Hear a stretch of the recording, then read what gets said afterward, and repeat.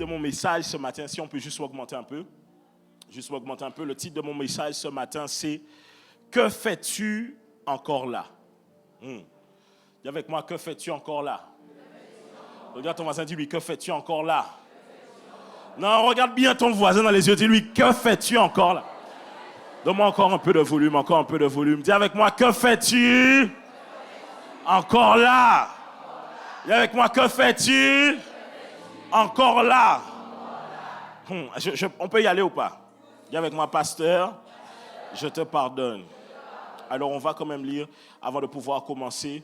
Écoutez, allons dans Genèse 13, 14 à 18. Genèse 13, 14 à 18, qu'on puisse lire tous ensemble. 1, 2, 3. L'Éternel dit à Abraham, après que Lot se fut séparé de lui, lève les yeux. Dis à ton voisin, lève les yeux. Et du lieu où tu es, regarde vers le nord et le midi, vers l'Orient et vers... Est-ce qu'on est ensemble? En réalité, lui dit du nord, du sud, de l'est et de l'ouest. Car tout le pays que tu vois, je te le... à toi et à ta... Vas-y, avance. Je rendrai ta postérité comme la poussière de la terre, en sorte que si quelqu'un peut compter la poussière de la terre, ta postérité aussi sera... Est-ce qu'on peut compter la poussière de la terre? Ah, dis avec moi, gloire à Dieu. Vas-y, avance. Lève-toi, dis avec moi, lève-toi. Dis avec moi, lève-toi. Dis avec moi, lève-toi. Maintenant, parcours le pays. Dis avec moi, parcours le pays. Dans sa longueur et dans sa largeur, car je te le... Dis à ton voisin, parcours, voisin. Bon, il ne me comprend pas encore, mais il va me comprendre tout à l'heure. Dis avec moi, parcours. Dis avec moi, parcours. Parcours. Ok, Abraham leva ses tentes et vint habiter parmi les chaînes de Mamré qui sont près d'Hébron, et il bâtit là un autel à l'Éternel. Est-ce qu'on peut aller dans Genèse 15? Genèse 15, 5, 6. Est-ce qu'on peut lire tous ensemble? Genèse 15, 5, 6. 1, 2, 3, vas-y.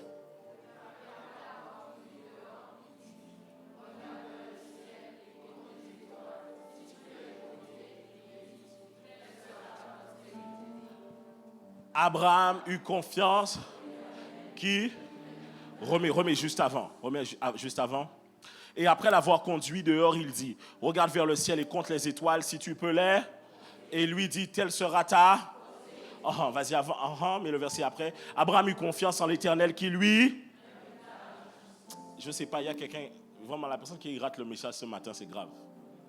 Parce que ce matin, je vais venir te bousculer. Et je viens te poser la question, que fais-tu encore là? Ma question ce matin, c'est que fais-tu encore? Que fais-tu encore? Depuis, Dieu t'attend beaucoup plus loin, mais que fais-tu encore? Ok. Deutéronome 28, 13. L'Éternel fera de toi, avec moi, la tête. La tête. Tu seras toujours. Et tu ne seras jamais. Bon, demande à ton voisin, tu es où là actuellement? Lorsque tu obéiras au commandement de l'Éternel, ton Dieu, que je te prescris aujourd'hui, lorsque tu les observeras et les mettras en pratique, mais là, c'est tout. Dis avec moi, l'Éternel fera de toi la tête et non la queue. La tête et non la queue. Il y a un autre verset, je ne l'ai pas donné aux médias, mais j'aimerais qu'on puisse le lire. Kadosh, Kadosh, Kadosh, Kadosh, Kadosh. Ok, Galates chapitre 3, 6 à 9. Galates 3, 6 à 9. Galates 3, 6 à 9. Galates 3, 6 à 9. Ok, on va lire ensemble. Comme Abraham crut à Dieu et que cela lui fut imputé. On vient de lire le premier verset. Est-ce qu'on est ensemble? En tout cas, le premier passage. Vas-y, avance. Reconnaissez donc, dis à ton voisin, reconnais, que toi et moi, qui avons la foi, nous sommes fils d'Abraham. Ok. Et Abraham a eu quoi? Il a eu une promesse et une alliance avec Dieu, n'est-ce pas? Et dans l'alliance dans Deutéronome, il redit à son peuple, il dit, tu seras la tête et non la queue, toujours en haut et jamais en... Mais là, la Bible dit dans le livre de Galates que nous sommes de la postérité d'Abraham parce que nous avons mis notre foi en Jésus-Christ. Aussi l'Écriture prévoyant que Dieu justifierait les païens, donc ceux qui sont en dehors de la base du peuple, de la communauté qui était rassemblée, par la foi, a d'avance annoncé cette bonne nouvelle à Abraham. Toutes les nations seront bénies en toi. De sorte que ceux qui croient sont bénis avec Abraham le croyant. Ça veut dire que celui qui croit à Jésus-Christ est béni tout comme Abraham est. Bon, je repose ma question. Qu'est-ce que tu fais encore là? On peut prendre un dernier passage? On peut prendre un dernier passage? Non, là on va être choqués ensemble. Genèse 12, 1. Genèse 12, 1. Genèse 12, 1. L'Éternel dit à Abraham, va-t'en de ton pays, de ta patrie, de la maison de ton... De la maison de ton... Il était où? De la maison de son... Dans le pays que je te... Maintenant, on va au verset 4 pour moi. Abraham partit comme l'Éternel le lui avait dit. Et Lot partit avec... Abraham était âgé de 75, 7 et 5. Est-ce qu'on est d'accord? Ma question que je pose à Abraham, c'est que faisais-tu encore là? Comment quand Dieu te parle, il te dit, quitte la maison de ton père, tu es âgé de 75 ans. Comment un grand papa comme toi, tu es chez ton papa. Ton père même doit avoir l'âge. Toi, tu as là 75 ans. Tu es encore là. Écoutez, si à 75 ans, Abraham était encore chez son père, il se pourrait qu'Abraham n'était pas là où il devait être. Effectivement, dans les communautés juives, qu'est-ce que les gens faisaient? Ils vivaient dans les mêmes endroits comme nous, des fois, on fait. Donc, des fois, ils vivaient dans les mêmes grandes demeures. Mais quand même, à 75 ans, dis avec moi, 75 ans, qu'est-ce que tu fais encore là? Pourquoi à 75 ans, il n'y a pas déjà des choses que toi-même tu as accomplies? Écoutez-moi, ce n'est pas une question d'âge. C'est une question qu'à 75 ans, il y a des choses qu'on attend de quelqu'un. Est-ce qu'on est ensemble? Parce que selon la vie, il y a des normes, c'est la vérité, que dans un certain temps imparti, il y a un endroit où tu dois être. Et ce n'est pas normal qu'à 75 ans, Abraham, tu étais là. Maintenant, je pourrais prendre ça, ton histoire à toi, et te demander, regarde là où tu es aujourd'hui, regarde là où Dieu t'attend, et je pourrais te poser la question, que fais-tu encore là? Que fais-tu encore dans ce métier dans lequel tu es alors que Dieu t'appelle à plus? Ce matin, je vais prêcher. Je dis, que fais-tu dans ces relations alors que Dieu t'appelle à? Que fais-tu encore? Oh, je me pose la question. Comment à ton âge tu es encore sous le bloc, nuit et jour? Que fais-tu encore? Comment à ton âge tu es encore devant le collège à bicyclette? Que fais-tu encore? Oh, est-ce que je peux prêcher ou pas? Est-ce que je peux prêcher ou pas? Moi, je ne comprends pas comment des fois, regarde, il y a dans la famille toujours des tantes qui aiment se mêler des gossips que les cousines ont. Tantine, que fais-tu encore? Oh, je parle à quelqu'un qui normalement devrait déjà marcher dans la sanctification, mais se retourne toujours entouré de certaines personnes qui leur amènent toujours en arrière. Que fais-tu encore là? Que fais-tu encore là? Ça veut dire que Dieu t'appelle à plus, mais tu es beaucoup moins que là où Dieu t'attend. Ça veut dire qu'en réalité, tu es déjà en retard. Écoutez, Dieu avait un problème avec Abraham parce que Dieu avait déjà compris qu'Abraham ne comprenait pas que... Écoutez, si Dieu à 75 ans te parle et Dieu veut faire de toi une nation, ça veut dire que Dieu a déjà mis quelque chose sur ta vie depuis avant que tu arrives avant la fondation du monde. Est-ce que je parle à quelqu'un? Dieu avait déjà prédestiné cela en toi. Comment peux-tu ne pas voir les choses que Dieu a déposées à l'intérieur de toi? Et parfois, il y a des gens ici, c'est pareil. Vous êtes à un niveau, vous êtes à un endroit là où Dieu ne vous attend pas.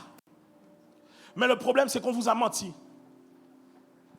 Je suis désolé. L'Église vous a menti. L'Église vous a menti. L'Église, écoutez-moi bien, il y a un problème. Parce que à un moment donné de l'histoire, on a biaisé les paroles de la Bible. Ceux qui ouvrent la Bible voient qu'est-ce que la Bible dit réellement en ce qui concerne le fait de vivre ici-bas sur terre. La Bible dit, écoutez, la Bible dit dans le livre de Matthieu, il n'y a personne qui est quitté pour moi. C'est Jésus qui parle. Père, mère, famille, terre, maison, amis, qui ne retrouvera ces choses. Il dit quoi? Dans le siècle à venir, mais aussi dans le siècle présent. C'est-à-dire qu'il y a un mensonge quelque part qui nous fait croire que si je suis chrétien, Ce n'est pas grave si je suis dans la bassesse et la médiocrité parce que je suis sauvé. Ah bon, il y a des gens qui vont être fâchés avec moi ce matin. Je dis, ce n'est pas normal qu'en tant qu'enfant de Dieu, tu es toujours ce qui est le moindre, ce qui est toujours en bas et ce qui n'est pas excellent. Ce n'est pas normal qu'en tant qu'enfant de Dieu, ici aux Antilles, tu ne manges pas de langouste. Je te parle vrai ce matin. Je dis, tu vas être choqué ce matin. Je dis, ce n'est pas normal. La Bible donne une promesse aux enfants d'Israël. Elle leur dit, vous mangerez des meilleurs fruits du pays. Ça veut dire que ce n'est pas normal que je mange ce qui est le moindre dans la nation. Ce n'est pas une question de comment moi je le dis et je veux me mettre en avant. C'est la promesse que Dieu a faite à Abraham. Et par ma foi en Jésus-Christ, je suis de la postérité d'Abraham. Je suis venu dire à un chrétien ce matin que tu es la tête et non la queue. Ce n'est pas seulement un slogan, mais c'est une réalité que tu dois vivre. Toujours en haut et jamais en bas. Ce n'est pas un slogan, mais c'est une réalité que je dois posséder. Oh, ce n'est pas normal. Ce matin, si tu es un chrétien de la veille, tu vas être choqué par moi. Je suis venu te dire que ce n'est pas normal. Non, écoutez, je peux avancer ou pas? Écoutez, le problème, quand on parle aux gens, écoute, il y a un terme qu'on a tellement galvaudé. L'évangile de prospérité. Ça veut rien dire. Parce que dans l'évangile, il y a la prospérité. La prospérité, ça veut dire que je réussis dans ce que je fais.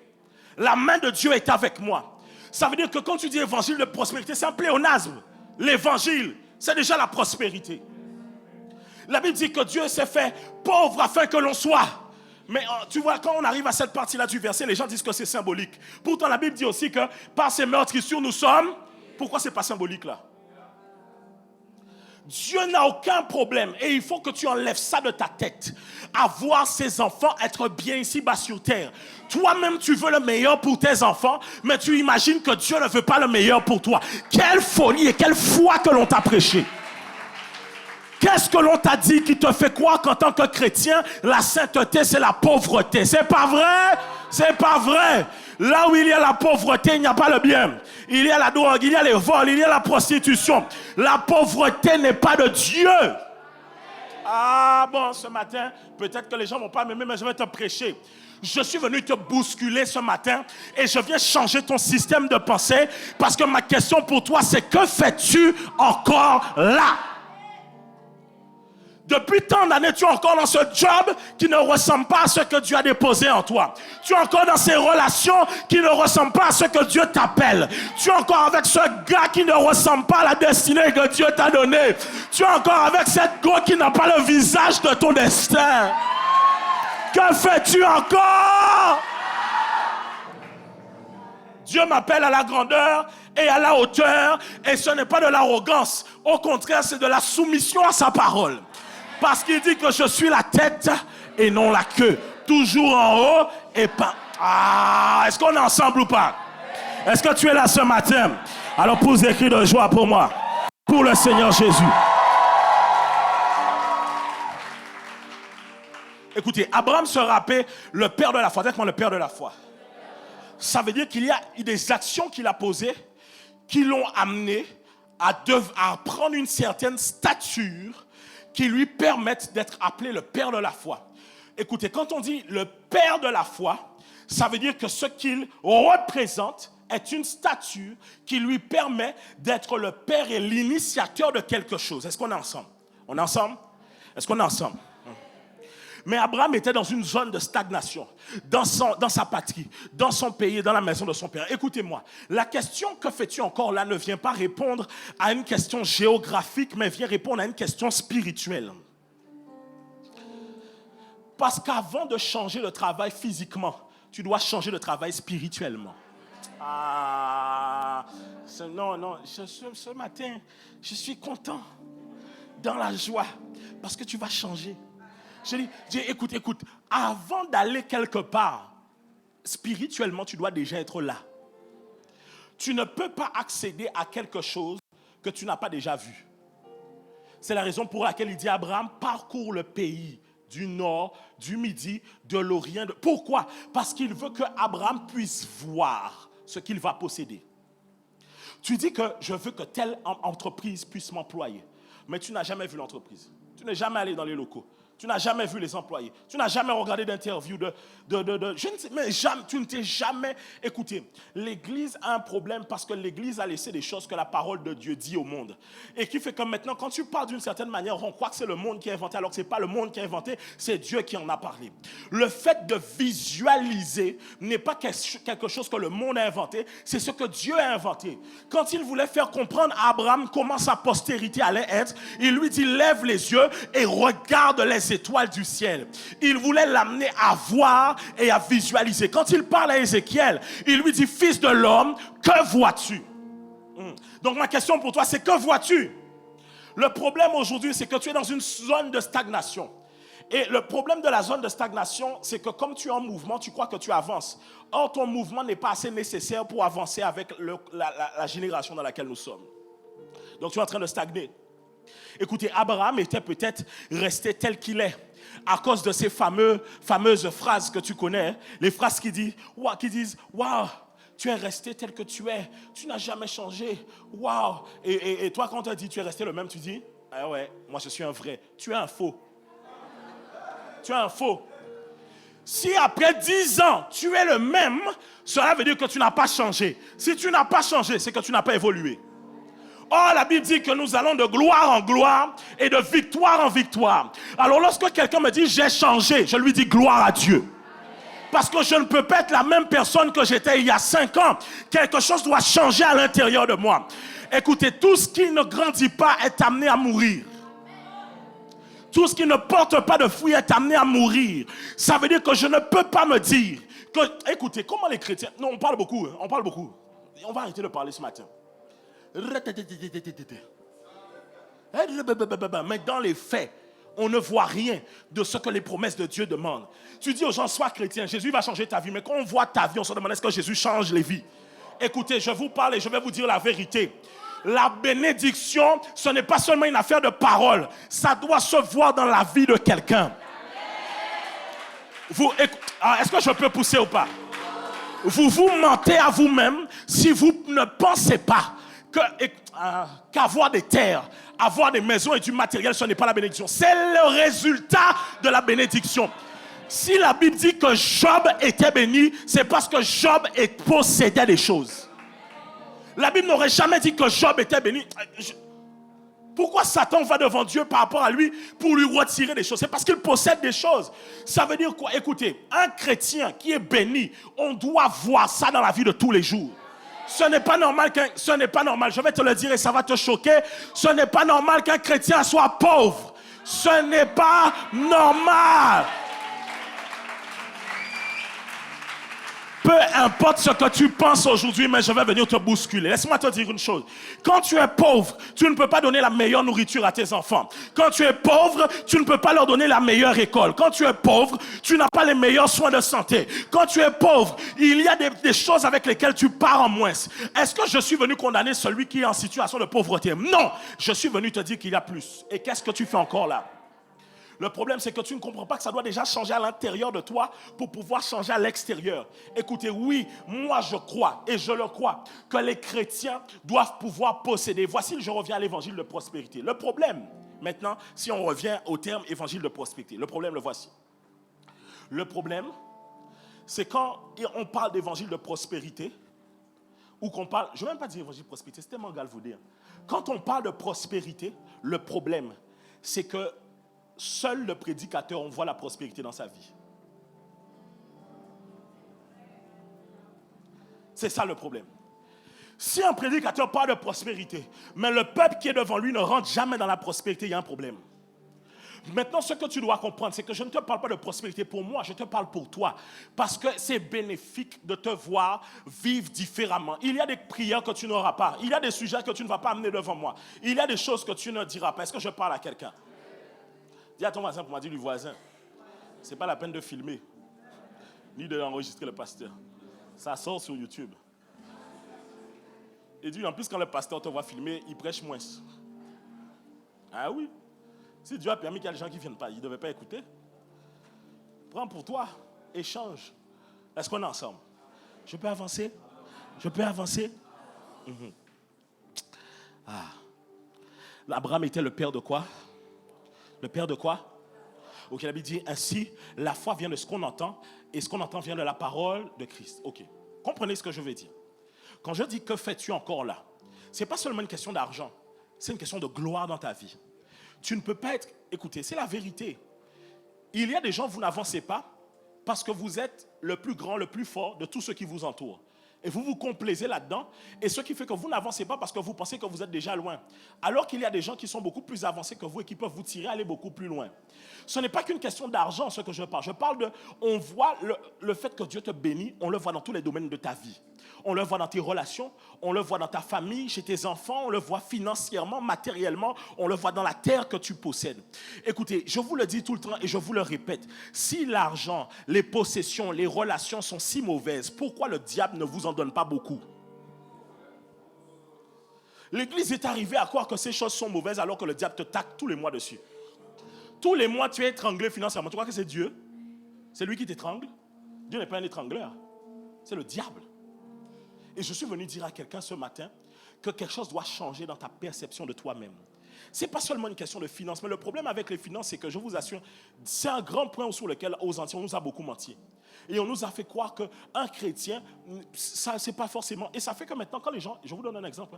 Si demain, vous tous, vous devenez millionnaires, et que devant l'église, il y a des grosses voitures qui se parquent, vous allez voir comment les gens vont parler. Oh, l'église là-bas, les gens, les grosses voitures. Et alors? Et alors? Vous ne voulez pas voir voiture? C'est parce que tu n'as pas que tu dis que les gens... Oh. Mais si tu avais, tu n'allais pas parler comme ça. Ah. Non, les gens sont mauvais. Hein? Écoutez, je vais même vous dire quelque chose. En tant que prédicateur, je dois vous prêcher comme ça. Vous voulez savoir pourquoi? Certains prédicateurs qui combattent ce genre de message, eux-mêmes vivent bien, mais vous font croire que ce n'est pas ça que Dieu veut.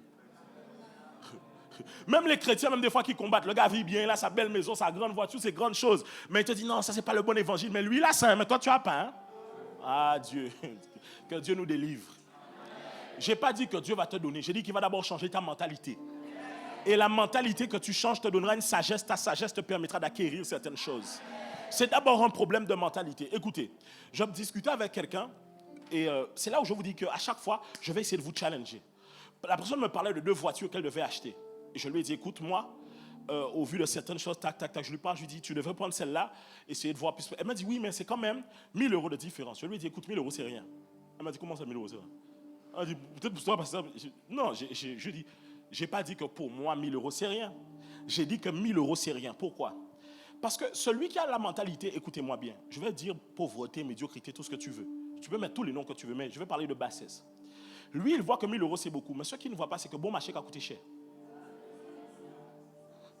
Tu vois? Ça veut dire que celui qui cherche à gagner s'appauvrit encore.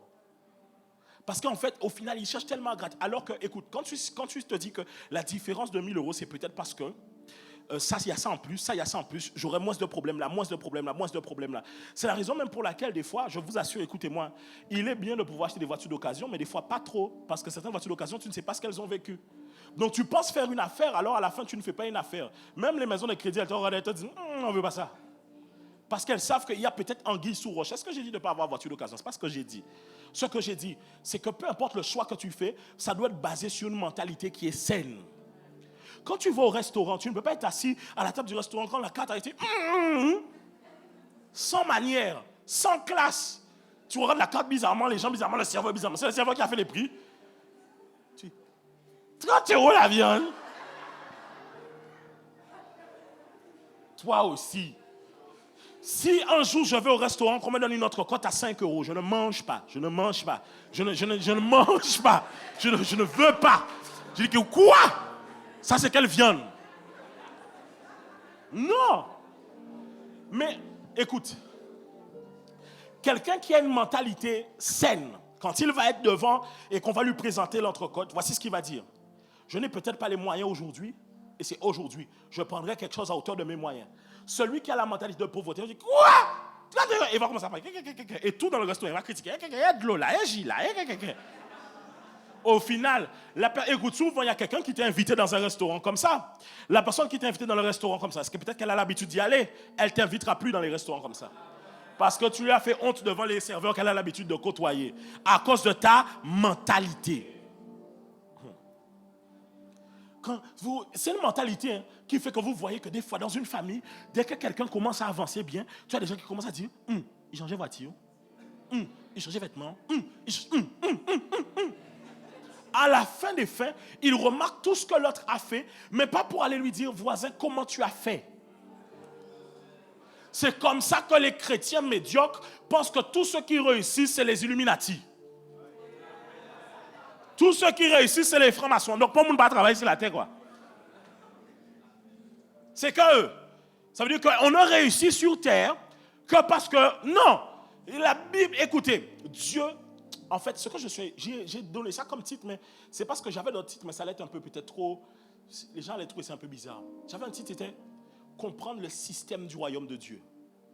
Si je comprends comment le royaume de Dieu fonctionne, je comprends qu'il y a des choses qui viennent à moi simplement parce que j'applique les principes de Dieu. Un système, c'est un ordre selon lequel des principes interagissent pour gouverner quelque chose, sur un territoire. Est-ce que je parle à quelqu'un?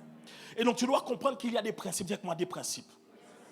Ok, mais voici, je te bouscule comme ça, mais ce n'est pas quand tu vas sortir ici. Tu sais, oui, Dieu peut te donner l'argent du jour au lendemain, mais à cause de ta mentalité, l'argent va partir. Tu dis à Dieu, Dieu donne-moi. Dieu te dit d'abord change de mentalité. En fait, tu ne comprends pas que Dieu ne t'a pas donné parce que tu n'es pas encore ce que... En fait, tu ne ressembles pas à la personne qui doit obtenir cette bénédiction. Ce n'est pas seulement une question d'argent. Quand tu demandes le mariage, des fois, il prend du temps à venir parce que tu ne ressembles pas à quelqu'un de mariable. J'ai posé la question cette semaine. J'ai dit, tu veux te marier, mais est-ce que tu es agréable à vivre? C'est toi qui es jalouse, toxique. C'est toi qui es mal parlant, toxique. C'est toi, bon, on va retirer le mot toxique, c'est toi la mode en ce moment. Disons que c'est toi qui es l'abuseur des abuseurs. Chaque fois que tu es avec quelqu'un, la personne est sous son téléphone. À qui tu parles? On va pas une pression, gaz.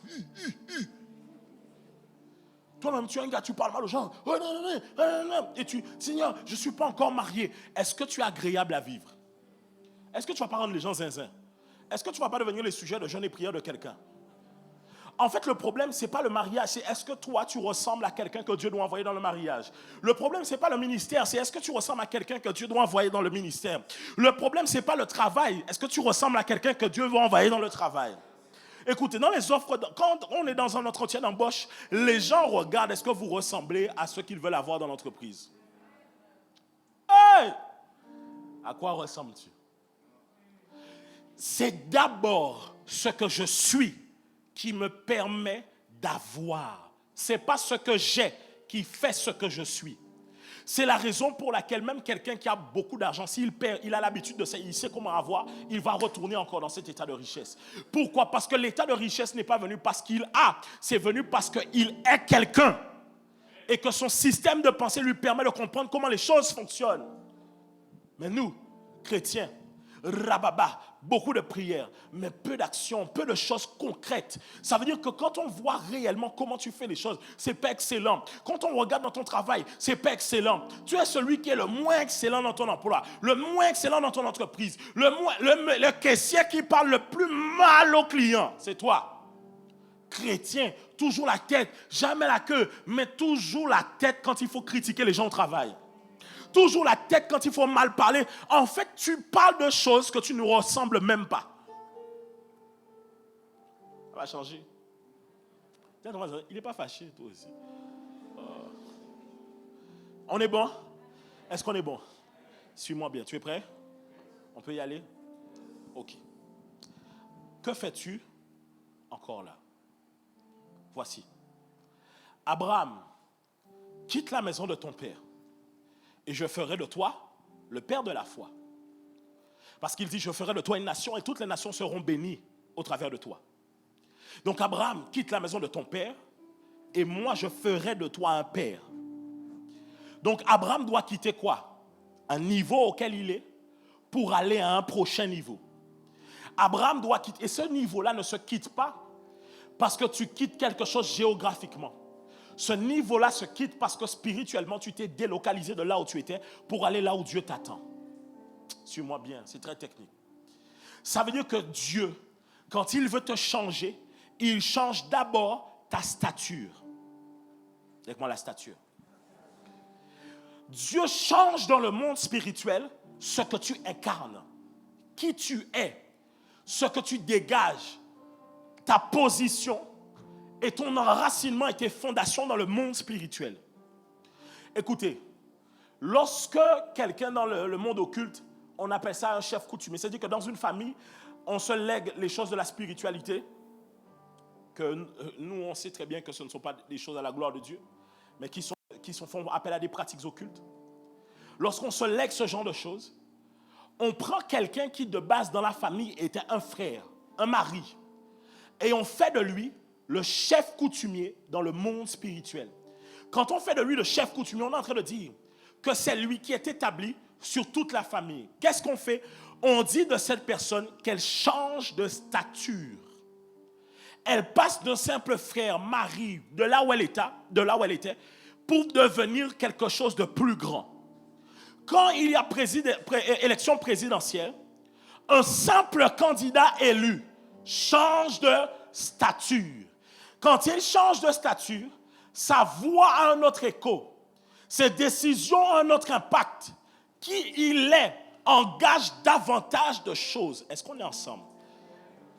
Non, j'aimerais que tu puisses me comprendre. Sinon, si tu veux que je prêche encore des messages comme ça, il faut bien me comprendre. Si à la fin, je me dis que je suis obligé de, oh là là, dimanche prochain, faire un truc beaucoup plus simple. On est bon? Dis avec moi, change de stature. Est-ce qu'on est ensemble? En fait, ça fait plusieurs mois que je réfléchis à vous et je me dis, Seigneur, vous allez voir qu'à chaque fois que je vous parle tout au long de cette année, ce n'est pas d'abord des choses physiques que je vous appelle à d'abord poser. C'est à changer ici d'abord. La Bible dit, il est comme les pensées de son âme. Ça veut dire que tu ressembles à la manière dont tu penses. Est-ce qu'on est ensemble? Dis avec moi, changer de stature. Maintenant, on va prendre Luc 2. Luc 2, 52. Luc 2, 52. Luc 2, 52. Est-ce qu'on peut lire ensemble? Jésus grandissait et progressait en sagesse et il se rendait toujours plus agréable. Ok. Mais la version Louis II aussi maintenant. Jésus croissait en sagesse. Ok. On est au verset 52, mais pour moi peut-être le verset 48. 48. Je veux que vous puissiez me suivre très bien. Là, je suis obligé de poser les choses. 48. Luc 2, 48.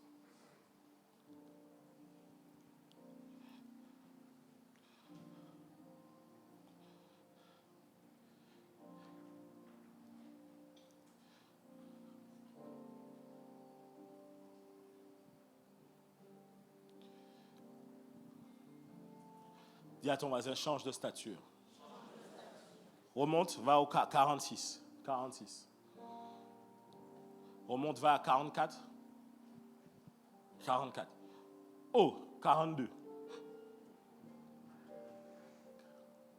Ok, voilà, on est bon. Est-ce qu'on peut lire ensemble? Lorsqu'il fut âgé de 12 ans, ils y montèrent, selon la coutume de la fête. La Bible dit que chaque année, ils allaient à Jérusalem. Ok, ils y montèrent selon la coutume de la fête. Puis quand les jours furent écoulés et qu'ils s'en retournèrent, l'enfant Jésus resta à Jérusalem.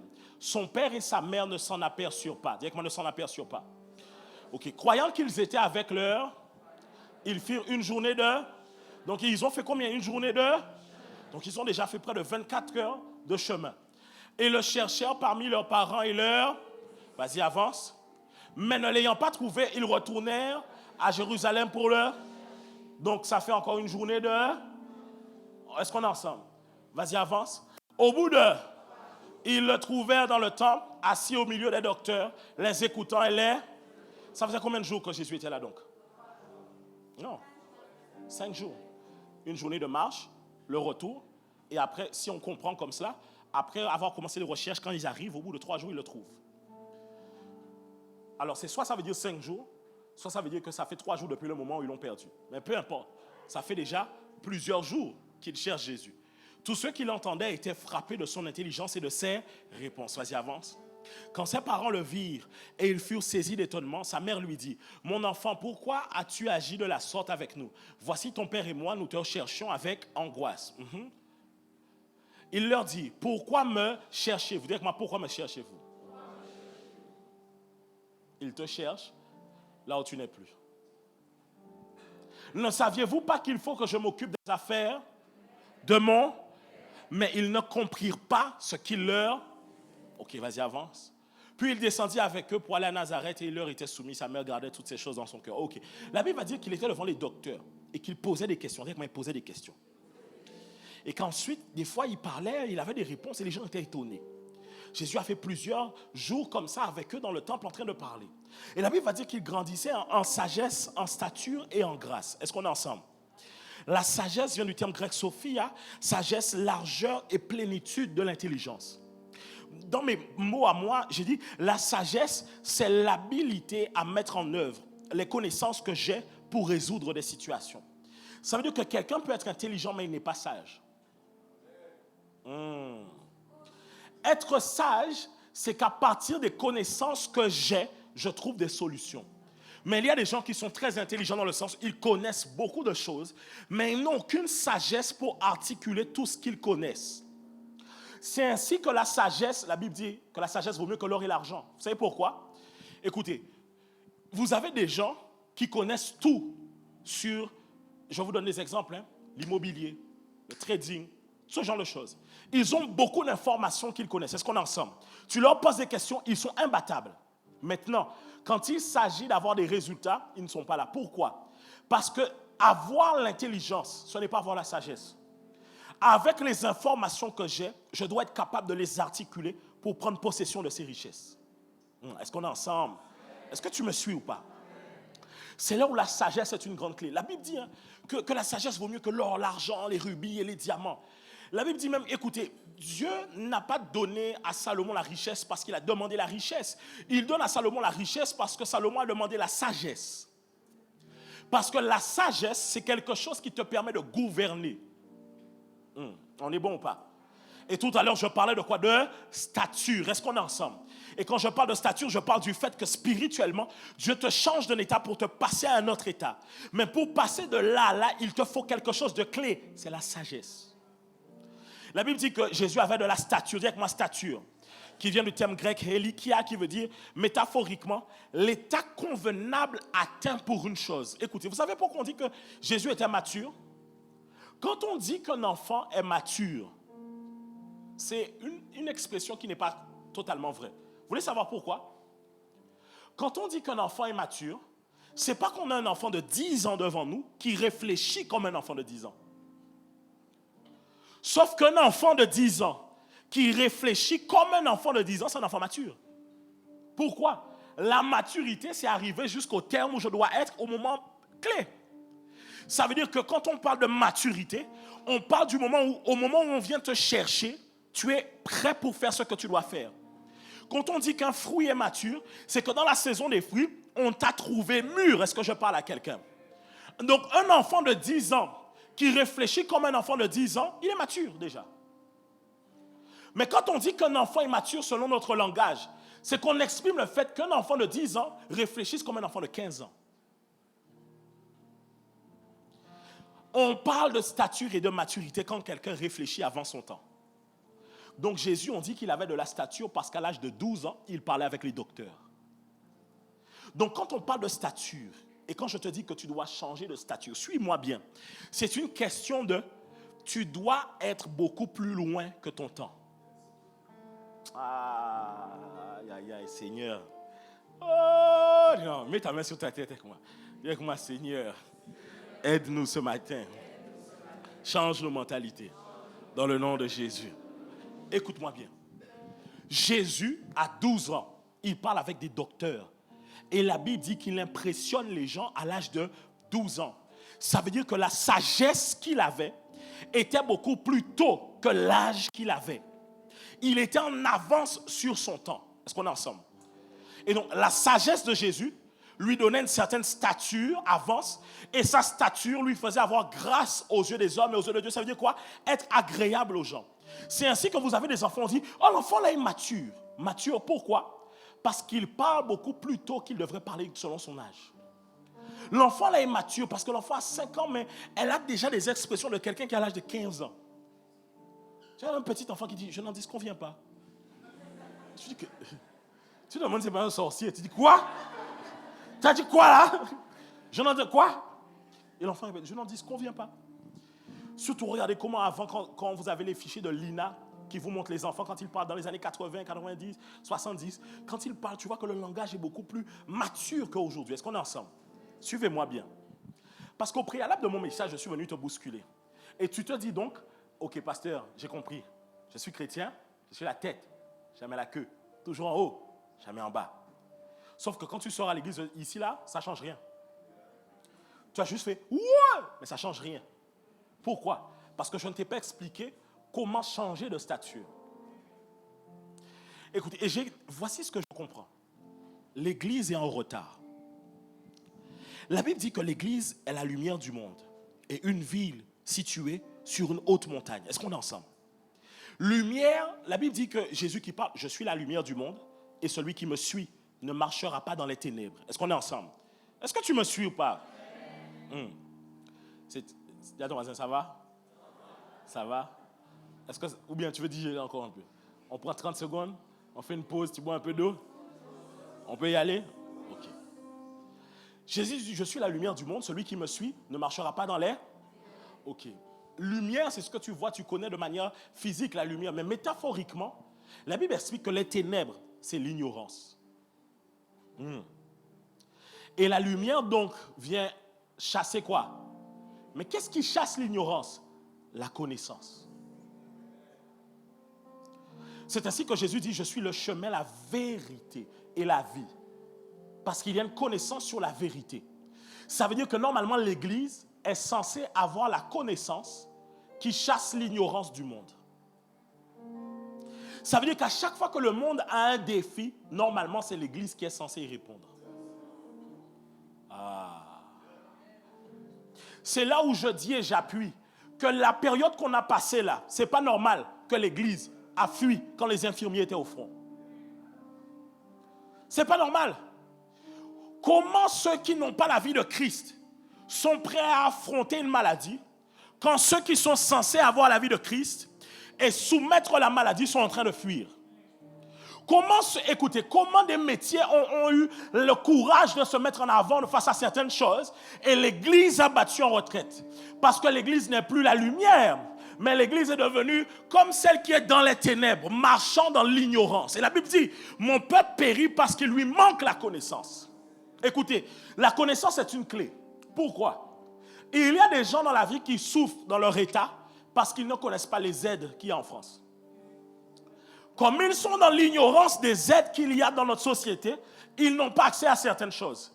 Il y a des gens qui sont abusés par leur employeur parce qu'ils n'ont pas connaissance du droit. Il y a des gens dans la vie qui sont abusés de beaucoup de choses parce qu'ils sont ignorants. Est-ce que tu me suis ou pas? Il y a avec moi l'ignorance. Et donc, normalement, l'église est censée venir chasser les ténèbres et amener la lumière. Mais quand j'amène la lumière, j'amène en réalité la connaissance.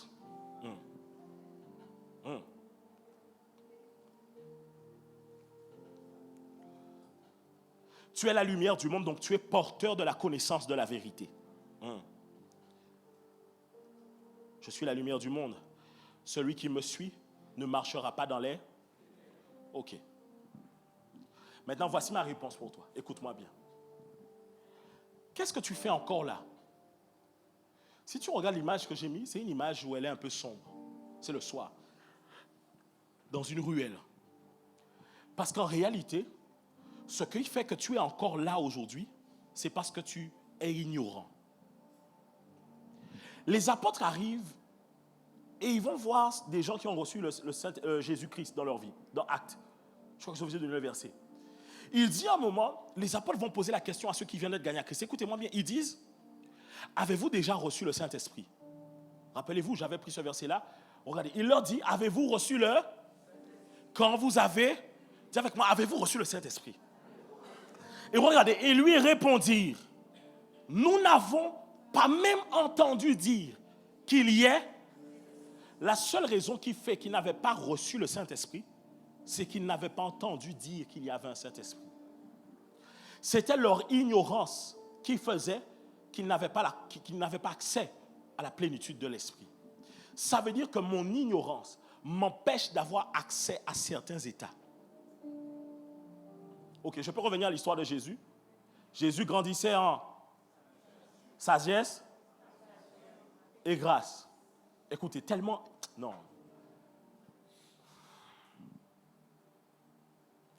Jésus, c'est Dieu, n'est-ce pas? Est-ce que Jésus, c'est Dieu? Ok, Jésus, c'est Dieu. On dit que c'est Dieu, fait chair, venu se sacrifier pour l'humanité. Mais quand tu lis le passage, la Bible explique, je crois que c'est Luc 2, 52, quand tu lis, la Bible explique que Jésus posait des questions au docteur. Jésus posait des questions au... Mais pourquoi tu poses des questions au docteur, vu que tu es Dieu et que tu as établi la loi? Parce que Jésus est venu dans sa dimension d'homme. Et donc dans sa dimension d'homme, il est limité comme les hommes, bien qu'il ait le potentiel d'être Dieu. Ah, suis-moi.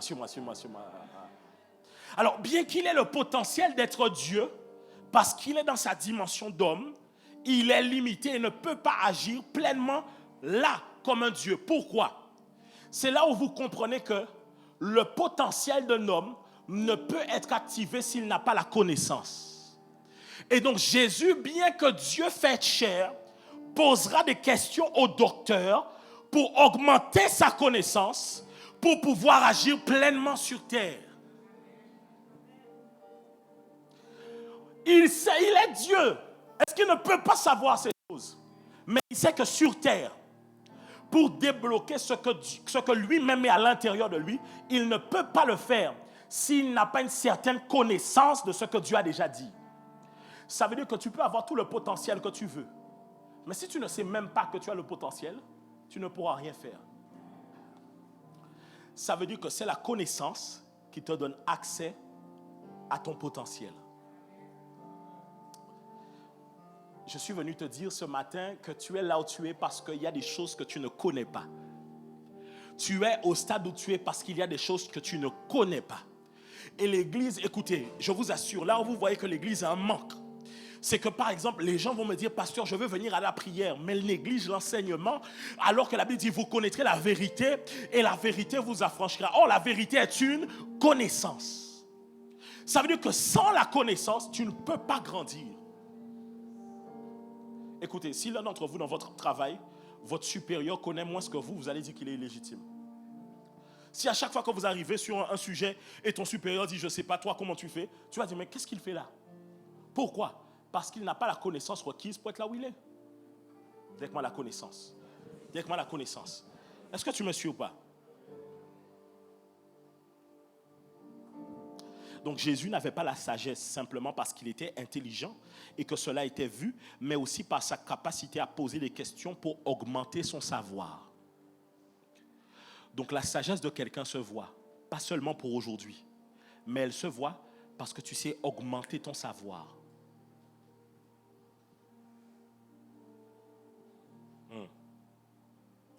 Ok. Alors pour résumer tout ça, j'ai besoin de 3 personnes. 3 personnes. Ok. Mettez-vous en face. Ok. Alors, imaginons que ça, c'est la bénédiction. J'ai besoin de 3 autres personnes. 3 autres personnes. Ok. Mettez-vous autour d'elle. Les 3, mettez-vous autour d'elle. Non. Toi, viens. Bon, Elodie, tu peux venir aussi. Là. C'est bon? Tiens, mets-toi de l'autre côté, par ici. Tiens, mets-toi ici, Christophe. On est bon? Ok. Vous écartez-vous. Je vais bien imaginer ça pour que vous puissiez comprendre. Ça veut dire que Lorna ici représente la bénédiction. Est-ce qu'on est ensemble? La bénédiction, ça veut dire quoi? Dire du bien, bénédicter. Ça veut dire bénédicter, ça veut dire bien dire et dire du bien de quelqu'un ou de quelque chose. Est-ce qu'on est ensemble? Donc quand on dit que tu es béni, c'est que Dieu a dit du bien de toi, que même sur la terre, tes autorités ont dit du bien de toi. Les parents, c'est important, que ce soit biologique ou spirituel. Et donc, tu es béni, dis avec moi, tu es béni. Sauf que, tout ce que j'ai parlé dans la vie d'un chrétien, relations, travail, finances, toutes ces choses, ce n'est pas la bénédiction.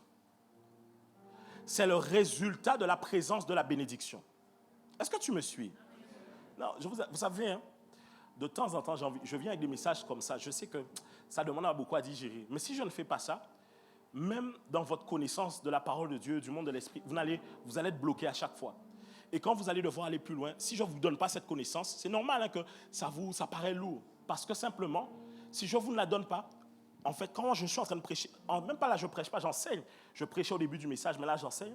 Votre homme spirituel est en train de s'étendre en réalité. C'est ce qui se passe.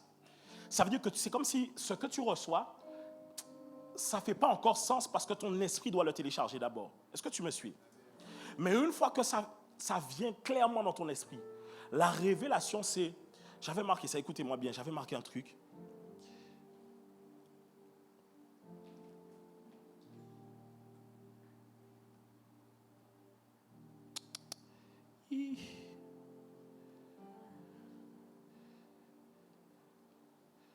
J'avais dit en substance, ce que j'avais dit, c'est que la révélation, c'est lorsque mon esprit expérimente les réalités d'une vérité.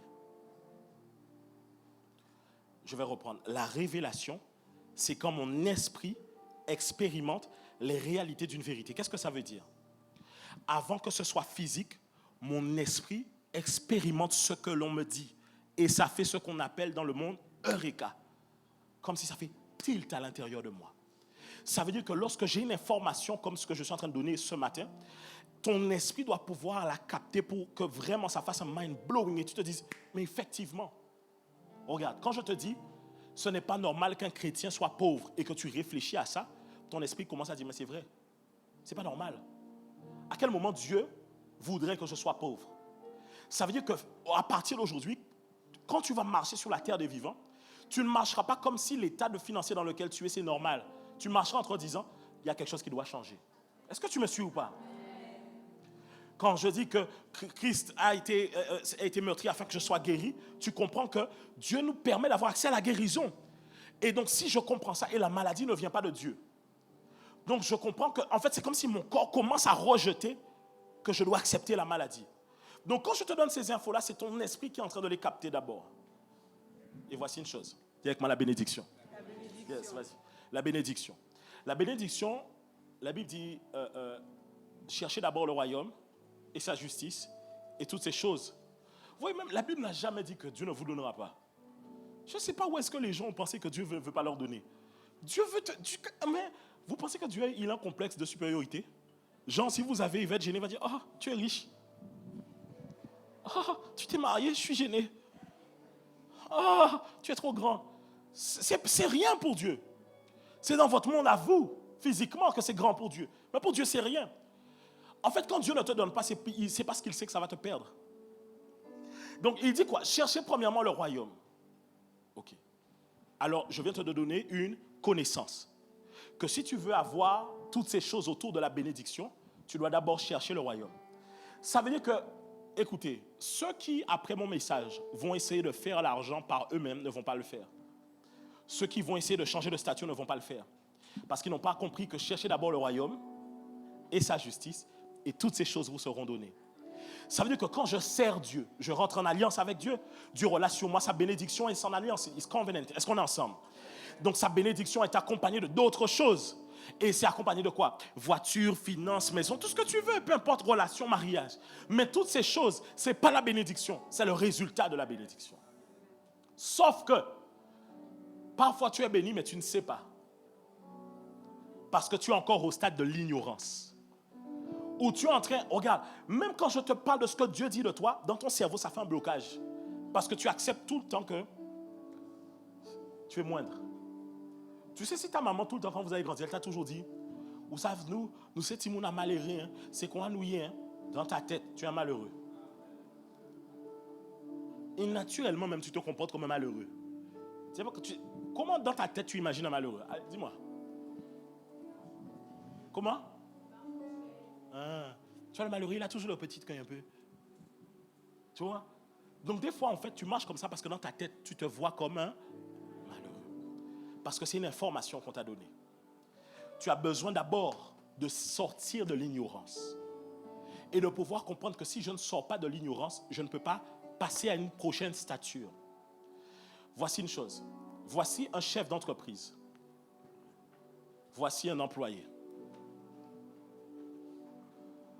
Il faut que l'employé manifeste dans son travail une certaine connaissance pour qu'on l'amène à changer de stature dans l'entreprise et qu'il devienne le chef d'entreprise que Dieu l'avait promis à être. Ah, est-ce que tu me suis ou pas? Ce qu'il te manque, ce n'est pas plus de prière. C'est pas que c'est pas bon, hein, mais c'est pas ce qui te manque parfois. C'est pas des fois, écoutez, hein, je peux vous raconter une histoire. Avec ma histoire. Je vous parle de David Oyedepo. L'un des hommes de Dieu qui est aujourd'hui à la plus grande église du monde. Dans son église, l'auditorium de l'église, il y a 109 000 chaises, places assises. Près d'un tiers de la Guadeloupe. Assises tous les dimanches à l'église. Non, je ne sais pas si... Non, tu vois, comme tu n'as jamais arrivé à 100 000 dans ta vie, tu vois, ça te bloque. Parce que tu n'as jamais compté à 100 000, tu vois. Compte à 100 000 ce soir. Avec moi, 100 000. 100 000, c'est pas rien. Des fois, le dimanche, on est entre 250 et 300 personnes. OK. Ça veut dire que combien d'églises comme ici on doit avoir pour arriver à là? 109 000. Ça veut dire que quand quelqu'un fait un appel au salut, il faut un minibus pour l'amener devant. C'est trop grand. Le gars a commencé l'église dans un petit endroit. Ils étaient à 11 personnes. Et voici un jour, il était avec un très grand homme de Dieu. Il était avec, écoutez-moi, quand il était beaucoup plus jeune, il était avec un très, très, très grand homme de Dieu. Il arrive.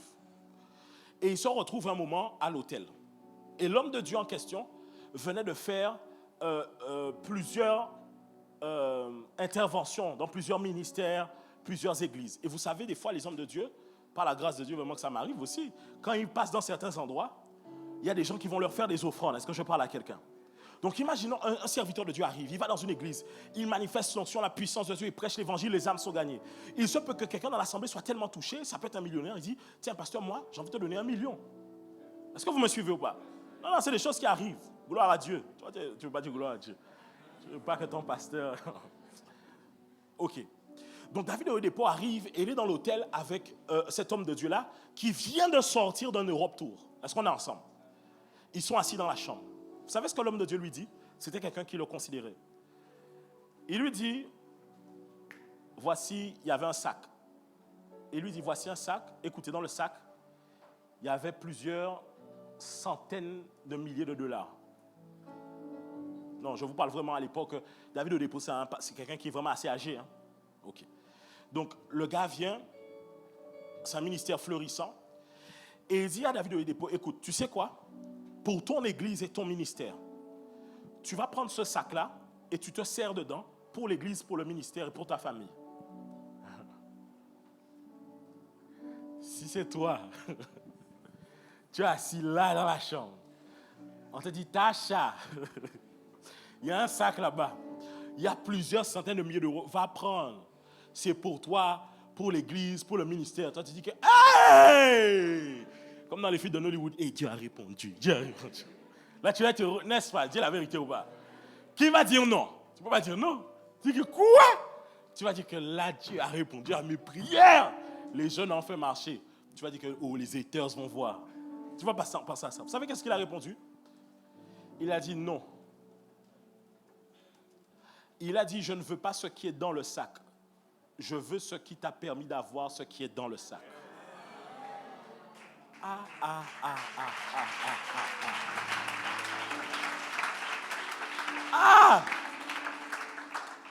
Parce qu'il comprend. Parce que, attention, il y a des gens qui pensent que les hommes de Dieu aussi, ils font que la prédication. C'est pas vrai. Hein?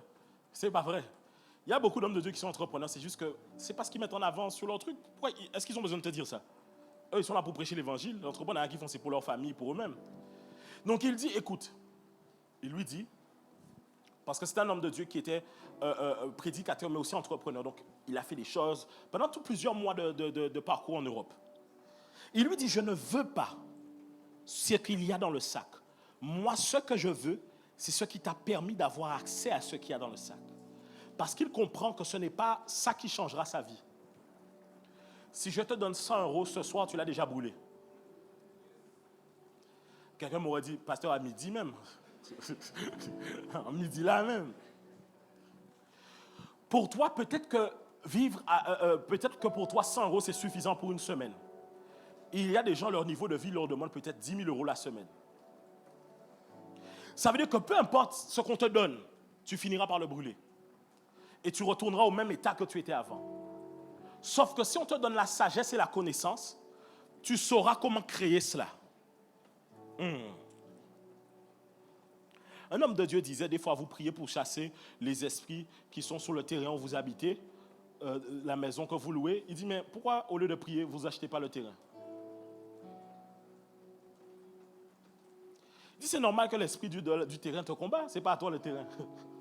Il dit, mais si tu achètes le terrain, pourquoi tu vas prier? Tu lui dis, je suis chez moi, tu pars. Parce que c'est un droit légal. Et il y a beaucoup de combats qu'on a. Écoutez, il racontait qu'il y a des hommes de Dieu qui attaquent, qui attrapent des attaques, des choses comme ça, qui meurent quand ils acquièrent des fois des possessions. Pourquoi? Parce que posséder des choses, c'est un combat spirituel. Pourquoi, à votre avis, surtout vous en tant que chrétien, quand il s'agit de terrain dans la famille, il y a des problèmes? Parce que le diable, c'est que si en tant que chrétien, vous possédez, vous retirez les dominations qui sont sur les esprits, sur les territoires. Parce que, écoutez, vous êtes appelés à être des esprits territoriaux. Donc, établis sur des terrains. Mais comment vous pouvez être établis sur un terrain si le terrain, vous ne l'avez pas? Dieu. Seigneur, change nos mentalités. Ok, alors donc je parle de l'ignorance. Donc, qu'est-ce que je fais? Abraham, quitte la maison de ton père. Quand il quitte, il marche par la foi. Et au fur et à mesure, il acquiert une connaissance et une sagesse. Abraham, au départ, écoutez, on parle de quelqu'un qui vit chez son père. Abraham, au cours de son histoire, finira par battre 5 nations qui seront devant lui pour libérer Lot. Comment un homme part d'un petit état pour arriver de quelqu'un de huge, quelqu'un de grand comme ça? Parce qu'il a changé de stature. Et sa stature lui donne accès à représenter la bénédiction. Ce qui te sépare de là où Dieu veut t'envoyer à là où tu es, c'est ta connaissance. Écoute-moi bien. Écoute bien ce que je vais te dire, les prochains points.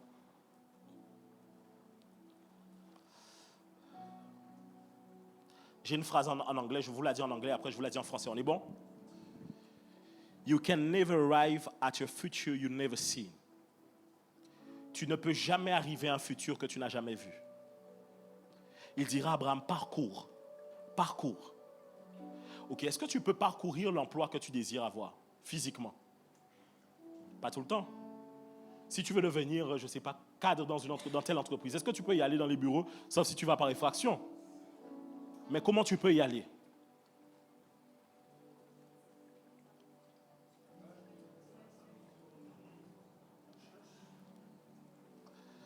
Sur Instagram? Est-ce que je dois vous dire ça?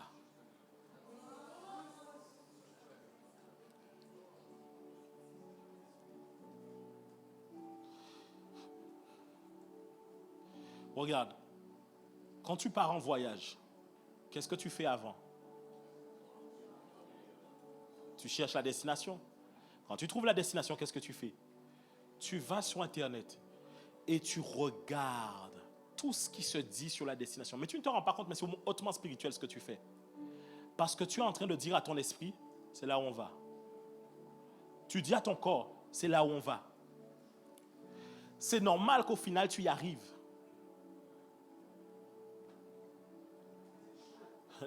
Job dit, c'est ce qui me craint qui m'arrive. Quelque chose qui est tout le temps dans ta pensée finit par venir à toi. Tu n'as jamais remarqué que parfois tu penses à quelqu'un, la personne t'appelle. Vous voyez, le problème, c'est que l'Église a toujours... En fait, on a laissé les gens du monde venir nous expliquer ces concepts-là, ça. Et donc, les gens ont sorti des livres, des choses qui racontent que, oui, il faut visualiser. Mais ce n'est pas eux qui ont inventé ça. Ce n'est pas eux. Vous savez qu'est-ce qu'ils font? C'est des gens qui ont déjà écouté des hommes de Dieu et des pasteurs prêcher. Ils prennent ça et ramènent ça dans leur truc à eux et retirent Dieu dedans. Parce qu'en réalité, c'est une clé qu'il y a derrière. Il dit à Abraham, Abraham, lève les yeux, regarde les étoiles, parcours la nation, nord, midi, orient, occident. Pourquoi? Si tes yeux ne l'ont pas vu, tu ne peux pas y arriver. Ok, maintenant je reviens, je vais parler spécifiquement de richesse. Si tu ne t'es jamais vu riche, comment tu peux être riche? C'est ça. Quand tu vas réserver un billet d'avion, tu vas tout le temps réserver en éco. Je n'ai pas dit que tu as l'argent pour business, mais de temps en temps, fais comme si tu réserves pour business. Va voir la classe, comment elle est, imagine comment tu es assis. Ah non. En fait, dis-toi que, donc si j'arrive, tu vois pas? Non, tu trouves ça pas bien, mais quand tu as un écho, dehors, on va faire mal. Vous savez, ne soyez pas hypocrite de choses que, en fait, vous voulez, mais que vous faites par religiosité, genre en mode vous voulez pas. C'est pas vrai. Mon ami, je t'assure. Là, c'est quoi là? C'est dur, hein? Quand tu sors là, t'es comme ça. Tu vois? Non, c'est la vérité. Donc, si tu n'as jamais vu, comment peux-tu y aller? Même imaginons, ok, si tu n'as jamais vu, tu n'as jamais, regarde, hein, tu es tellement en mode empanner l'argent. Dès que tu réserves, toi tu vas en quoi? En éco direct, n'est-ce pas? Imagine, tu arrives, tu vas voir de quoi je parle, tu arrives au comptoir. Et le personnel non navigant qui est au comptoir te dit, monsieur, vous savez, on n'a pas de place en éco, on a des places en premium et business, mais on vous met gratuitement, laquelle vous voulez. Mais comme vous pas un vrai, qui premium, qui business, tu ne peux pas choisir. Mais oui, tu n'as jamais vu qu'est-ce que c'est premium, qu'est-ce que c'est business. Donc quand on te propose entre premium et business, tu dis, et mais comme tu entends premium, tu dis que peut-être que premium c'est mieux, alors que non, business c'est mieux. Ou bien tu entends first class. Tu dis, mais first class, ça m'a fait penser à premier prix. Mais tu n'as jamais vu, tu ne sais pas. Quelqu'un me racontait cette histoire.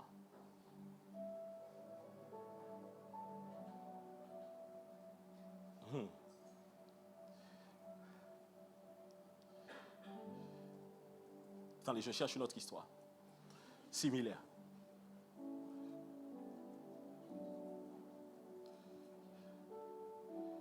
Voilà, j'ai une histoire. Je me rappelle quand j'étais en sixième, j'étais revenu de vacances de Paris et ma marraine m'avait offert des Converse All-Star. Vous voyez, c'est quelle paire de baskets? Converse All-Star. Mais ça remontait. Quand je suis arrivé avec ça à l'école, on s'est moqué de moi. Mais on s'est tellement moqué de ça dans ce mal. Les Guadeloupéens, on aime ça moquer des gens. Que soulier, monsieur, ou t'es dit soulier en clown. On s'est moqué de moi. Ça m'a fait mal. Non, c'était dur. Alors que moi, j'ai vu qu'en France, tout le monde, c'était frais. En plus, j'avais une paire en mode façon jean un peu déchirée.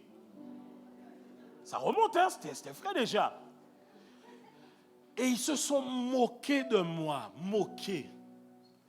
Pour que quand on arrive en cinquième, fin cinquième, quatrième, tout le monde porte des Converse. Ok. Qu'est-ce qui a fait qu'ils se sont moqués de moi? Parce que on est derrière.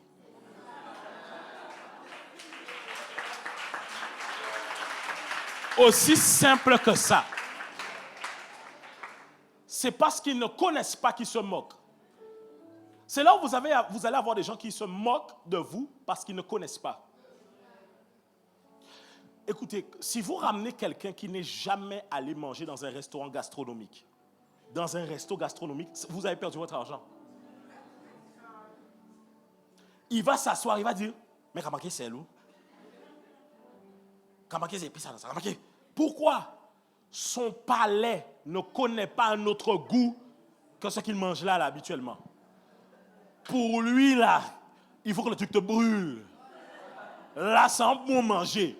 Il faut que l'assiette, genre, l'écrase et l'Everest. Il faut que quand l'assiette marche, on aurait dit Chewbacca ou je ne sais pas qui. Il faut que... Non. Djaba le hut, tu vois ou pas? Il faut que l'assiette écrase. Pourquoi? Parce que c'est ce qu'il connaît. Et quand toi tu y vas, tu connais, donc tu manges, c'est bon. Mais lui, tu te dis, mais c'est pas bon. Et imaginons, tu lui dis en plus, note le restaurant. Il peut être vrai devant la caméra. Ah non, 2 sur 10. Il te dira 2 sur 10. Pourquoi? Parce que selon ce qu'il connaît, c'est pas bon. Maintenant, tu t'assois et tu lui expliques. Écoute, tu sais ce que tu manges habituellement là déjà, c'est des produits transformés. C'est pas bio, ça n'a pas de bons nutriments. La tomate que tu manges n'a pas le même goût que la tomate ici, parce que c'est une tomate que le chef a été prendre chez l'agriculteur même de proximité. Tu lui expliques que pour des questions de sel, c'est normal que ce ne soit pas autant. Question de diabète. Et quand il s'assoit, il commence à se dire quoi? C'est vrai. Parce que si on ne t'a jamais fait goûter, tu ne peux pas savoir les différences. C'est ainsi que vous allez avoir des gens, écoutez-moi bien, comme Jésus. Les parents de Jésus cherchaient Jésus, n'est-ce pas? Mais ils le cherchaient où? La Bible dit qu'ils cherchaient Jésus parmi les gens avec qui ils voyageaient. Parce qu'ils estimaient que c'est là où Jésus était. Or, la stature de Jésus faisait qu'il était dans le temple. Écoute, la Bible dit qu'ils ont pris 3 jours pour le retrouver. Ok, quand tu arrives à Jérusalem, vous avez pris 3 jours, n'est-ce pas? Ils ont pris 3 jours, hein? Ok. Quand ils ont été à Jérusalem, c'était pourquoi? Rappelez-vous le texte. C'était pourquoi? C'était pourquoi? La fête. Quand ils vont à Jérusalem, c'est pourquoi? C'est pour la fête. Et la fête se passe où? Dans le temple. Dans le temple. Donc pourquoi quand ils reviennent à Jérusalem, ils ne vont pas dans le temple? Parce qu'ils estiment que Jésus n'a rien à faire dans le temple. Qu'est-ce qu'à 12 ans il fait dans le temple? Est-ce que tu vois ce que je veux dire? Là où ils ont été, c'est au temple. En étant au temple, ils repartent. Mais ils ne vont pas chercher au temple. Parce qu'ils estiment que selon ces 12 ans, il ne peut pas être au temple. Et il y a des gens qui estiment que tu ne peux pas aller là où tu vas parce que ça ne correspond pas à ton âge. Mais ils ont menti dans le nom de Jésus. Ah, ouais. Ils disent que seul... Écoute-moi bien. C'est la raison pour laquelle il y a quelque chose qui doit changer dans nos mentalités. Dès qu'un jeune de la vingtaine veut se marier, c'est trop tôt. Qui a dit que c'est trop tôt? Ce n'est pas parce que votre norme a montré que vous étiez en retard que les autres sont en avance. Les gens en retard aiment mettre en retard ceux qui sont en avance. Donc, vous avez des gens qui vont dire que 20 ans, c'est trop tôt. Qui a dit que c'est trop tôt? Ce n'est pas une question d'âge, c'est une question de maturité et de stature. Donc, en fait, comme Jésus, des fois, les gens vont essayer et il dit, ne savez-vous pas que je m'occupe des affaires de mon Père? La Bible dit qu'ils n'ont compris même pas ce que Jésus lui dit. C'est-à-dire qu'il y a des gens qui ne comprendront pas ton langage simplement parce qu'ils ne comprennent pas comment, à l'âge où tu as, en très peu de temps, tu es arrivé aussi loin. Tu penses comme tu penses parce que Dieu te fait changer de statut. Alors ma question c'est, que fais-tu encore là? Que fais-tu encore là? Tu es encore là parce qu'il te manque l'ignorance. Mais à partir d'aujourd'hui, voici ce qui se passe. En quittant l'ignorance, tu décides de, je fais quoi? Je veux progresser dans un domaine. Regarde, les entreprises qui coulent ne font pas de veille stratégique.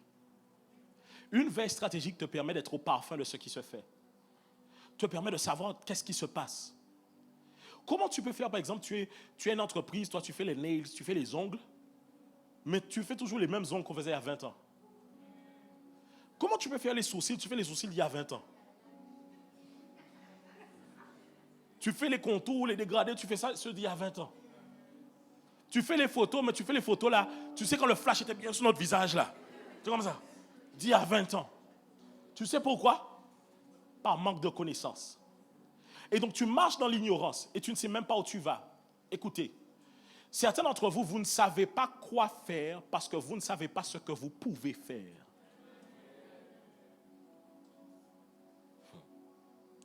Quand on dit à un élève, tu veux aller où dans tes études supérieures, ce n'est pas qu'il ne sait pas où il veut aller, c'est qu'il ne se connaît pas.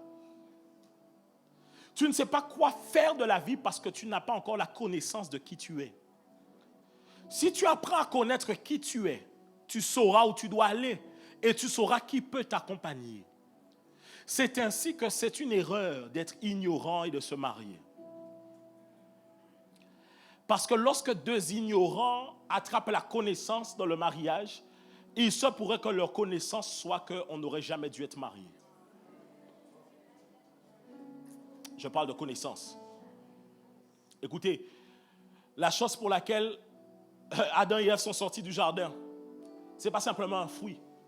C'est parce qu'ils ont touché à une connaissance. La vie est régie par ceux qui connaissent et ceux qui ne connaissent pas. Les lumières et les ténèbres. Les lumières ont la connaissance. Les ténèbres sont dans l'ignorance. C'est pour ça que c'est une hérésie d'appeler les gens du monde Illuminati. Normalement, les Illuminati, ce sont les enfants de Dieu. Aïe, aïe, aïe. Je sais que là, quoi? Oui, c'est ce que j'ai dit. Normalement, les Illuminati, c'est les enfants. Vous voulez que je vous dise pourquoi?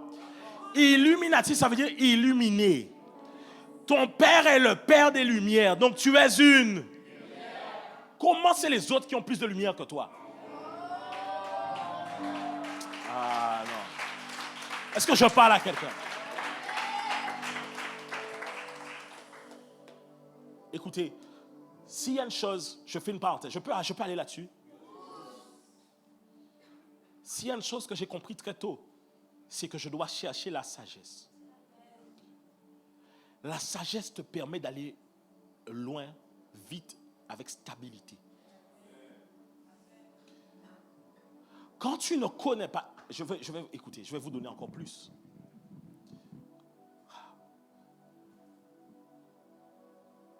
J'ai compris que jour après jour, je dois m'asseoir en tant qu'homme de Dieu et m'exposer à des hommes de Dieu qui sont plus grands que moi, qui ont plus d'œuvres et d'accomplissements que moi. Vous voulez savoir pourquoi? Si les seuls hommes de Dieu que j'ai devant moi ont réussi à gagner 200 âmes à Christ, moi ici, je vais penser que je suis arrivé.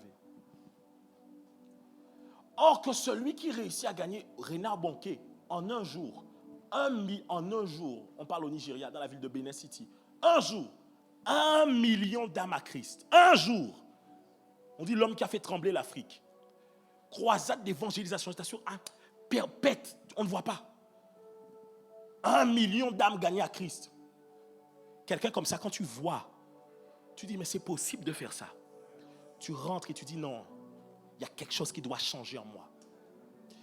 Tu viens, toi, tu vends des pizzas. Chaque soir, tu vends 50 pizzas. Et puis, tu rencontres un businessman qui te dit, moi, je vends 500 pizzas le soir. Tu dis, quoi? Mais qu'est-ce qui fait que lui vend 500 et toi 50? Tu es ignorant d'un processus et d'un système. Le gars a découvert quelque chose qui fait que il peut être assez costaud pour vendre 500. L'ignorance. Moïse a failli ne pas pouvoir mener le peuple bien comme il faut parce qu'il lui manquait une connaissance que Jéthro devait lui donner. Tu vas séparer le peuple de telle manière afin de pouvoir mettre des chefs de 10, de 50, de 100, de 1000 pour pouvoir diriger le peuple. Quand il n'y a pas de sagesse, on ne peut pas gouverner. Or, rappelez-vous, écoutez-moi bien, rappelez-vous. Je vous ai expliqué il y a quelque temps qu'il y a 2 onctions qui régissent les chrétiens. L'onction, on parle parce que vous êtes un sacerdoce royal, n'est-ce pas? Donc il y a une onction sacerdotale pour les choses de l'Église, une onction royale pour les choses de la cité. Ce qui veut dire que vous devez aller dans la cité pour accomplir des choses. Donc vous êtes loin pour administrer des choses dans la ville où vous êtes, dans le pays où vous êtes. Sauf que même l'onction est gouvernée par des principes et des lois. Si je ne les connais pas, je n'avance pas. La Bible donne plein de principes. La Bible explique par exemple qu'un roi qui prend soin des pauvres affermit son trône. Écoutez, l'une des meilleures manières lorsque vous voulez changer quelque chose dans le monde spirituel, des fois, en fait, non, je crois qu'il faudrait que je fasse. Dis avec moi la connaissance. C'est qu'il y a quelque chose que tu ne connais pas. C'est pas que tu as besoin de plus d'imposition des mains et que tu tombes. Il te manque une connaissance. Tu fais à manger juste chez toi. Tu dois monter ton entreprise. Ce qui te sépare de ça, et ça, c'est la connaissance. Tu veux rentrer dans le mariage. Ce qui te sépare du mariage, c'est la connaissance. C'est parce que tu ne connais pas, que tu n'appliques pas ce que tu dois appliquer. Et voici, écoutez, les gens qui stagnent dans la vie, ce sont ceux qui croient que d'autres avancent parce que la chance les a souri. Quand tu dis qu'il a été chanceux, tu enlèves toute la notion de travail qu'il y a derrière. Quand tu enlèves toute la notion de travail, tu enlèves les principes que la personne a appliqués. Et donc, quand tu fais ça, toi-même, tu te gardes dans la médiocrité. Parce que tu n'iras jamais poser des questions comment tu as fait, parce que tu estimes que s'il a réussi, c'est la chance, donc tu attendras quoi? La chance. Donc, je quitte l'ignorance. Quand je quitte l'ignorance, voici ce qui se passe. Dans mon esprit, mets-toi juste derrière lui. Non, viens, devant. Et toi, mets-toi derrière lui. Juste en face. Mets-toi en face, en face. Voilà, comme ça. Je quitte l'ignorance et j'ai la connaissance.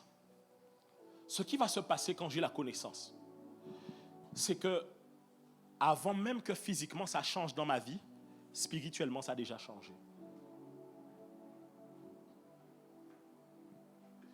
Donc, je marche, je parle, j'interagis, pas comme là où j'étais, mais comme là où je vais.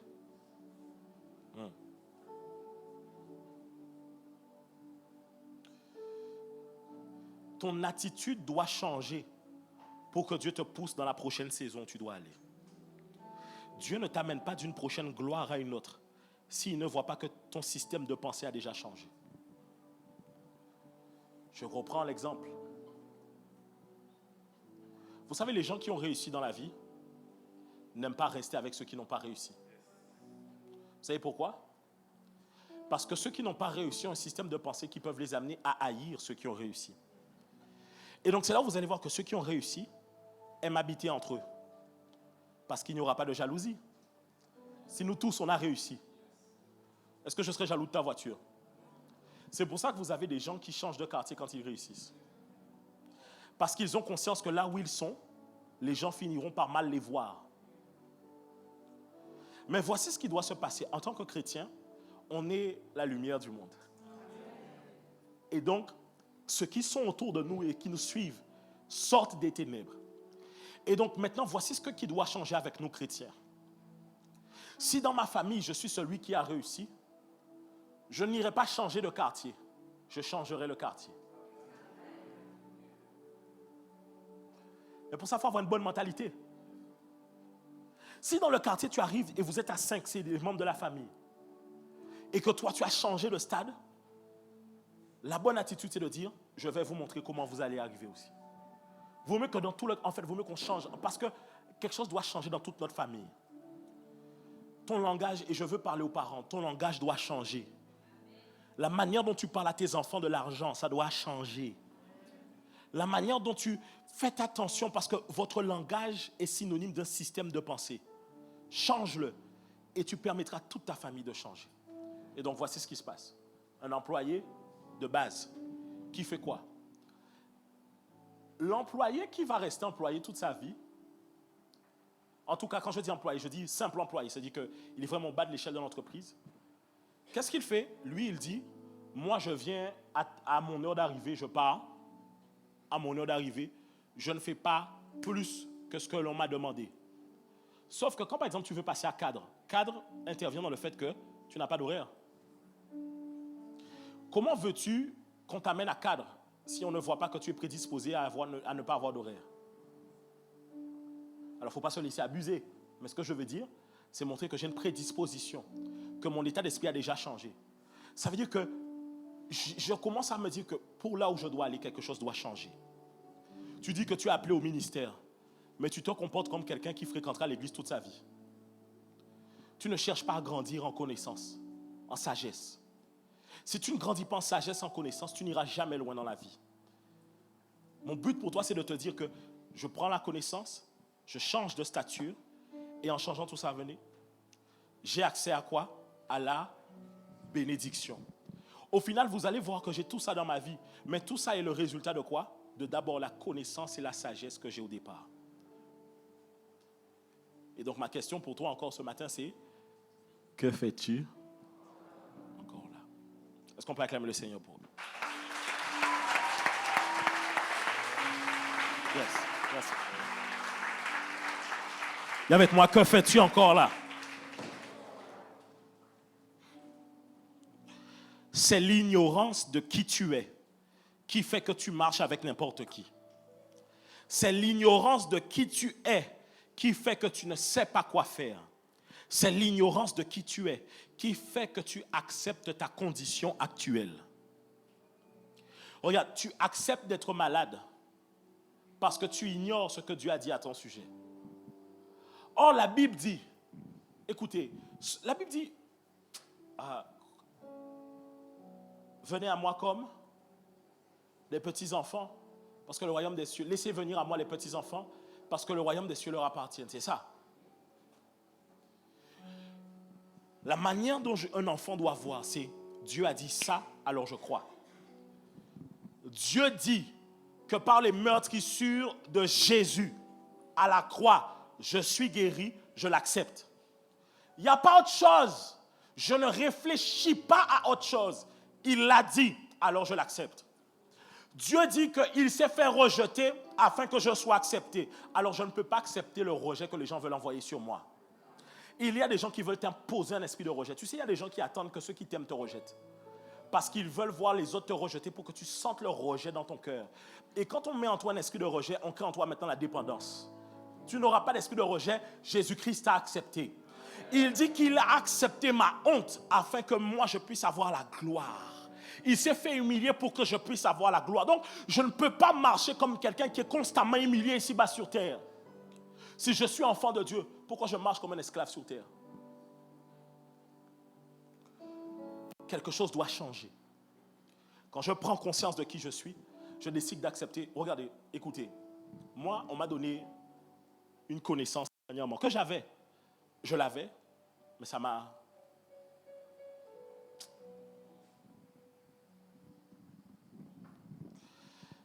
La Bible dit, tu prêteras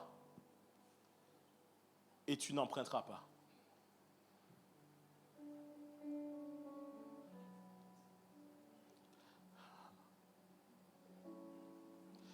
Ça fait partie de l'alliance avec Abraham. Et tu as placé ta foi en Jésus-Christ, n'est-ce pas? Alors pourquoi tu empruntes?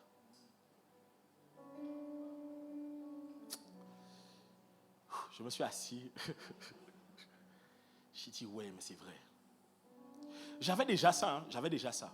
Mais pas à ce niveau-là. Vous savez, en fait, la connaissance, à chaque fois, elle vient vous challenger à votre niveau pour vous faire passer autre part. Vous savez pourquoi? Par exemple, je suis quelqu'un, je n'aime pas faire les top 3. En rail, ça. Top 3. Pourquoi? Vous venez 3 fois les ronds en main? 4 fois? Ça sert à quoi? Prends l'argent là tout de suite. Pourquoi? La Bible dit, tu prêteras. Tu n'en prêteras pas. Mais dernièrement, je me suis dit, mais c'est vrai. Et je me suis dit, mais là où je suis, les petites choses de la vie, je n'ai pas besoin de les emprunter. Je peux les prendre. Mais je me suis dit, mais, et une maison? Et une voiture? Comment tu... En fait, je me suis assis. Non, vous savez, ça fait 2 jours que je ne dors pas. Non. Vous demandez à ma femme, hein, depuis vendredi soir, je n'ai pas dormi. J'ai passé toute la nuit. Les nuits enchaînées. J'ai dit, non, il y a un truc. Je me suis dit, non.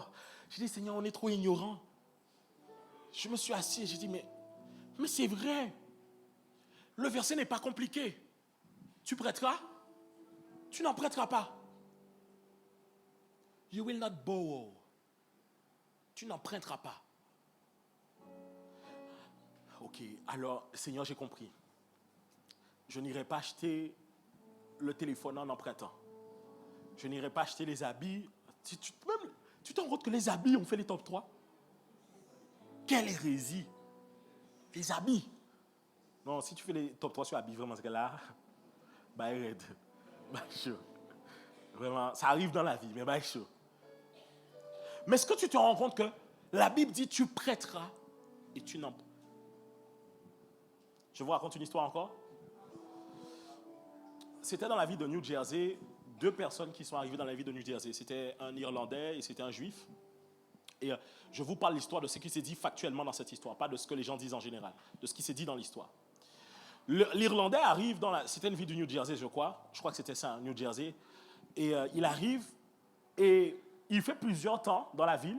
Et il va voir son ami juif en lui disant, écoute, ça fait plusieurs temps que j'essaie de louer l'appartement, mais je n'y arrive pas. Son ami juif lui dit, ah, tu voulais le louer, t'as pas réussi. Il lui dit, ouais. Il dit, ah, moi j'ai acheté les 4 appartements qui sont là. Il dit, comment ça tu as acheté? Il dit, Jews never rent. Les Juifs ne louent pas. Les Juifs n'empruntent pas. Ok, il dit ça, c'est ce que cet homme-là a dit en question. Et c'est là que je m'assois, je me dis, mais c'est vrai, c'est dans la parole de Dieu. C'est la promesse qu'il a fait à Abraham. Tu prêteras. Alors j'ai fait cette prière, j'ai dit, Seigneur, amène-moi au niveau où je n'ai pas besoin d'emprunter pour ça et ça. Non, en fait, ça te challenge. Parce que tu sais, à un moment de ta vie, tu empruntais, tu faisais top 3 pour les vêtements, pour les sacs, les choses comme ça, les fournitures scolaires. Est-ce que tu vois ce que je veux dire? Maintenant, tu dois passer au niveau où tu dis, non, je refuse d'emprunter ce genre de choses. J'achète cash. Mais à un moment, quand tu arrives, il y a des choses plus grandes dans la vie. Je vous donne un exemple. J'avais dit ça ici une fois. Tout ce que l'Église a, on ne l'a jamais pris en plusieurs fois. Jamais. On a été tout matériel qu'on a, j'ai toujours refusé que l'Église prenne en plusieurs fois. Je préférais ne pas avoir.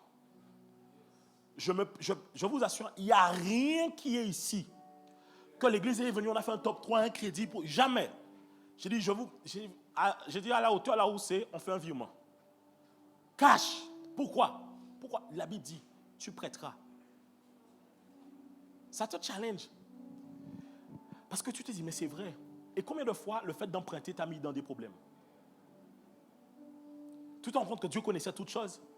Alors ma prière, c'est que tu arrives au niveau où tu n'as pas besoin d'emprunter pour prendre une voiture. Tu arrives au niveau où tu n'as pas besoin d'emprunter pour prendre un bâtiment. Tu arrives au niveau où tu n'as pas besoin d'emprunter pour les études de tes enfants. J'ai dit, tu n'as pas besoin d'emprunter. Écoutez, réfléchissez à ça. Combien d'étudiants sont en stress durant leurs études parce qu'ils ont fait un prêt étudiant? Tu fais un prêt. Pendant les 5 ans, on te donne l'argent. Mais 1 an après, donc 6 ans après la signature du prêt, tu dois commencer à rembourser. Mais si tu ne trouves pas de travail, quoi? Tu prêteras. Et je vous dis, je me suis assis. Je dis que non, Dieu, il y a un truc que je n'ai pas compris. J'ai dit, mais non, mais Seigneur, mais je ne suis pas quelqu'un comme ça. Il dit, mais regarde, à certains niveaux. J'ai dit, c'est vrai. C'est vrai. Je te pose une question. Pourquoi tu loues?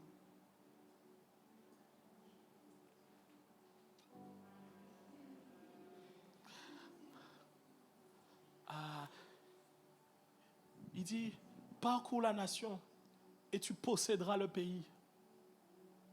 Dieu n'a aucun problème à ce que tu puisses posséder. Vous savez, hein,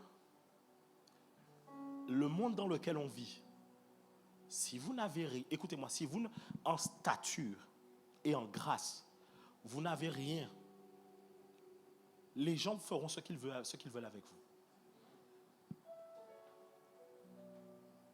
La manière dont on vient voir quelqu'un qui a une stature lors des élections et quelqu'un qui n'a pas, c'est 2 choses différentes. Parce qu'on sait que lui, il représente quelque chose.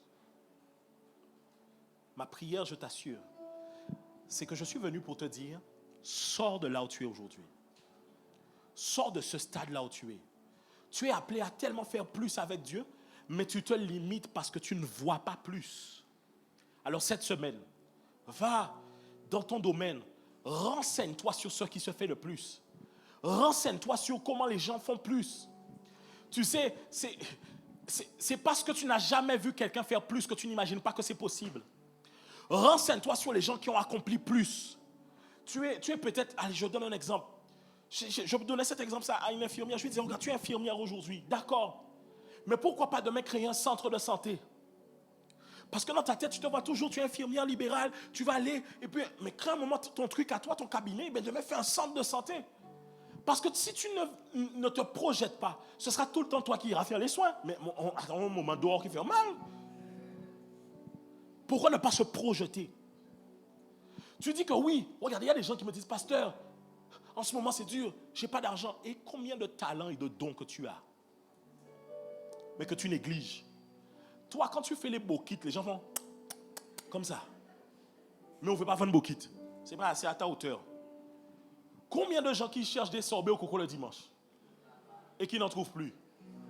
À part sorbet jajao, sorbet coco gragé. Est-ce que je parle à quelqu'un? Mais tu vois, regarde, il y a des gens qui vont... La personne qui a fait la glace en nous, là, je sais pas, c'est ça, là. C'est que forcément, elle a commencé à faire des sorbets au coco. Dyson, quand il fait les aspirateurs, c'est que forcément, au départ, il passe le balai. C'est parce qu'il y a une vision que tu n'as pas. Et tu es encore là où tu es aujourd'hui parce que tu n'arrives pas à te projeter. Tu n'arrives pas. Renaissance, on n'est pas appelé que pour la Guadeloupe. Qui a dit ça? On n'est pas appelé que pour la Guadeloupe. Et c'est pour ça que j'avais un deuxième titre pour mon message et c'est augmente ta vision.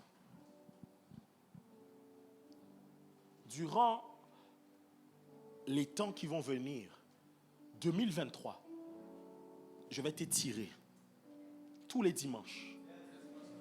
Tous les dimanches. Quand tu vas rentrer, écoute-moi, non. Quand tu vas rentrer, déjà même, j'annonce, demain même, je sors un autre podcast sur le leadership.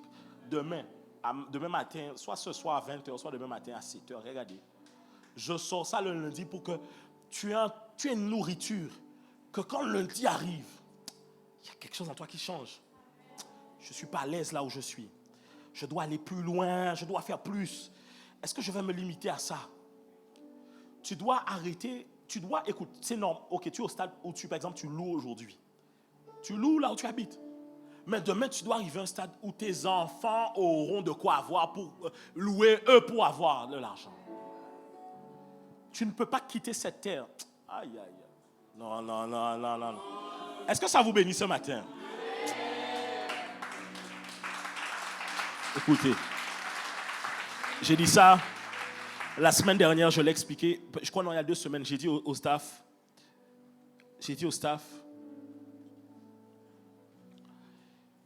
je prêcherai afin que vous n'ayez aucune excuse de dire pourquoi je n'ai pas réussi dans la vie. Vous n'avez aucune excuse. Si dans autre part, on vous prêchait juste au Jésus est bon et vous rentrez, c'est pas ici, c'est pas ici. Ici, ton Jésus est bon, on doit le voir dans ta vie. On doit voir Jésus-Christ dans ta vie. On ne peut pas être une église de gens, quand on arrive, on prie fort et puis il n'y a rien qu'on accomplit dans la vie. Il y a quelque chose qui doit changer. Tu es la tête et non la queue, on doit le voir. Il faut qu'il y ait, écoute, je refuse que les entreprises que tu dois enfanter, tu ne puisses pas les enfanter. Que les business que tu dois avoir, que tu ne puisses pas. Non, je refuse. Tu dois rentrer dans cette dimension où tu déploies ce que tu as à l'intérieur de toi.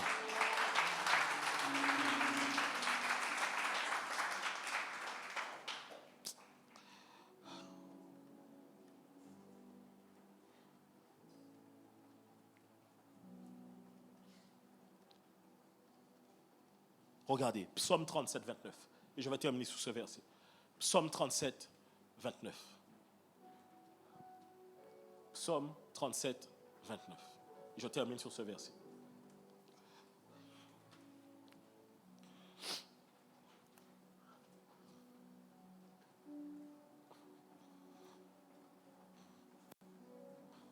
Aïe, aïe, aïe, aïe, aïe, aïe, aïe, aïe, aïe. C'est qu'il est juste. Pourquoi tu es juste? Parce que tu es justifié par le sang de Jésus-Christ. Donc tu es juste, n'est-ce pas? Est-ce que c'est la Bible qu'on a pris? Non, vérifie dans ta Bible parce que tu vas voir que c'est nous qui avons peut-être modifié le verset. Vérifie dans ta Bible, tu vas voir. Qu'est-ce qui est marqué? Est-ce qu'on peut lire ensemble? Les justes posséderont le pays et... Je me suis toujours, et jusqu'au début, jusqu'à l'heure d'aujourd'hui, je me bats pour mon peuple et ma nation, les Antillais. Antillais, quelque chose dans nous doit changer. On ne peut pas avoir autant de choses et de richesses à portée de main pour laisser les autres venir en jouir. Les gens viennent et ils ont une connaissance que tu n'as pas sur ce que tu as. Ils te le prennent à bas prix parce que tu n'as pas la connaissance de sa valeur. Et ils en font quelque chose de grandiose. Je l'ai dit. Comment les gens mettent... Comment nous, Guadeloupéens, on a tellement mal parlé Marie-Galante. Pour qu'aujourd'hui, les meilleurs endroits que tu puisses aller pour te loger, c'est pas Guadeloupéen qui n'y, hein? C'est pas le Guadeloupéen qui l'ont. La plupart des beaux endroits un peu machin, maintenant, ce n'est pas eux. Hein. Ce n'est pas normal. Parce qu'on méprise ce qu'on est, on n'a pas de connaissance. Écoutez, quand je parle de connaissance, je parle réellement de révélation, pas simplement d'information. C'est que malgré ce qui est devant moi, Dieu me montre ce qu'il y a derrière. Les justes posséderont le pays et ils y demeureront à jamais. Dis avec moi, je posséderai le pays et j'y demeurerai à jamais. Dis avec moi, moi qui prends le pays là et moi qui hérité. Comment on dit à jamais en créole? Pour tout le temps, pour jamais. Hein? Comment on dit ça? Oh, non, je rigole. Moi aussi, je ne sais pas. Comment on dit ça? Hein? Pour toujours. En créole, haïtien, comment on dit ça? Pour tout le temps. C'est ça, les haïtiens, ils ont leur langue clac-clac. Tu vois, c'est même ça un problème. Nous qui prenons le pays là. Je prophétise qu'à partir de cette semaine, tu auras les meilleures choses de cette nation dans le nom de Jésus. Que cette semaine, tu puisses aller chercher la connaissance qu'il te faut pour pouvoir aller plus loin dans le milieu professionnel, aller plus loin dans ton mariage, aller plus loin dans la vie chrétienne avec Christ, aller plus loin dans ta marche avec Dieu, que tu puisses aller plus loin financièrement, que tu puisses avoir une révélation cette semaine. Tu dois augmenter le niveau de connaissance que tu as dans ton domaine. Tu ne peux pas rester en arrière. Que cette semaine, tu puisses avoir des veilles stratégiques, que le Seigneur t'amène à augmenter ta connaissance et te donne un esprit supérieur dans le nom de Jésus. Qu'il y ait une nouvelle grâce pour la gouvernance, l'administration. Que dans ton domaine, que là où les gens pensaient que tu étais déjà au top, que tu ailles encore plus au top.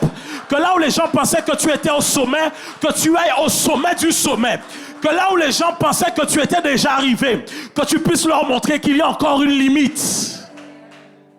Écoutez, c'est pas, je crois, Usain Bolt qui avait fait ça une fois. Il est venu, il a couru, il a battu un record, n'est-ce pas? Et je crois que quand il a couru encore, il avait rebattu un record, je crois. En fait, à un moment donné, toi-même, tu dois battre tes propres records.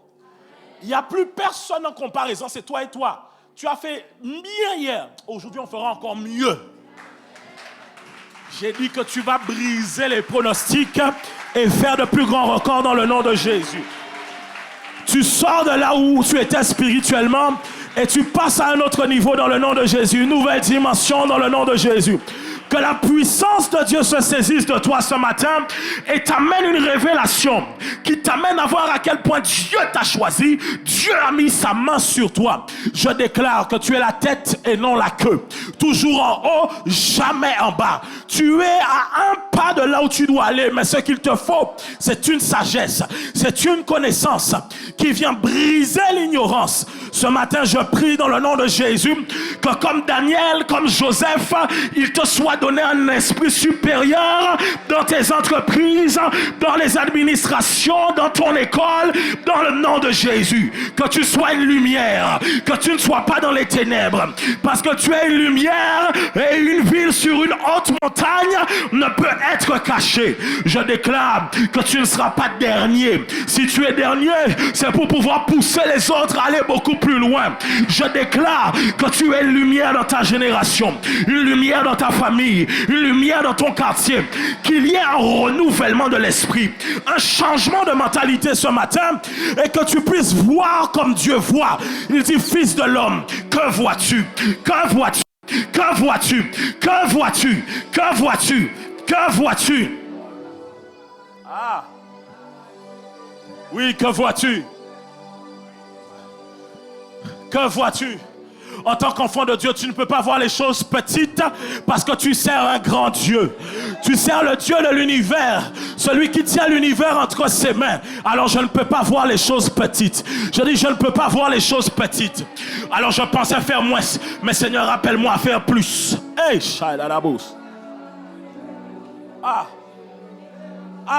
que Dieu te challenge. Que Dieu te challenge cette semaine. Qu'il te challenge cette semaine. Qui te challenge. Ce matin, ce n'est pas une prière pour ceux qui veulent seulement les sensations, mais c'est une prière pour ceux qui veulent aller beaucoup plus loin avec Dieu. C'est une prière pour ceux qui en ont marre de dire que je suis chrétien, mais on ne voit pas le résultat de ma foi dans ma vie. C'est une prière pour ceux qui disent, mais qu'est-ce que je fais encore à ce niveau? Qu'est-ce que je fais encore là? Quelque chose doit être révolutionné à l'intérieur de moi. Il y a plus. Il y a plus. Il y a plus. Il y a plus. Le Seigneur a donné un mandat à ses enfants et ce mandat est un mandat de domination ici-bas sur terre. C'est un mandat de régie. Il dit multipliez-vous, assujettissez, remplissez la terre. Il donne un mandat et il faut que ce mandat puisse être exposé en cette saison dans le nom de Jésus. Là où l'église peut-être t'avait menti, je suis venu te dire la vérité. Tu n'es pas appelé à avoir le moins. Tu n'es pas appelé à avoir le peu, mais tu es appelé à avoir l'abondance. Tu es appelé à ne pas être dans le manque. Tu es appelé à vivre selon les standards divins.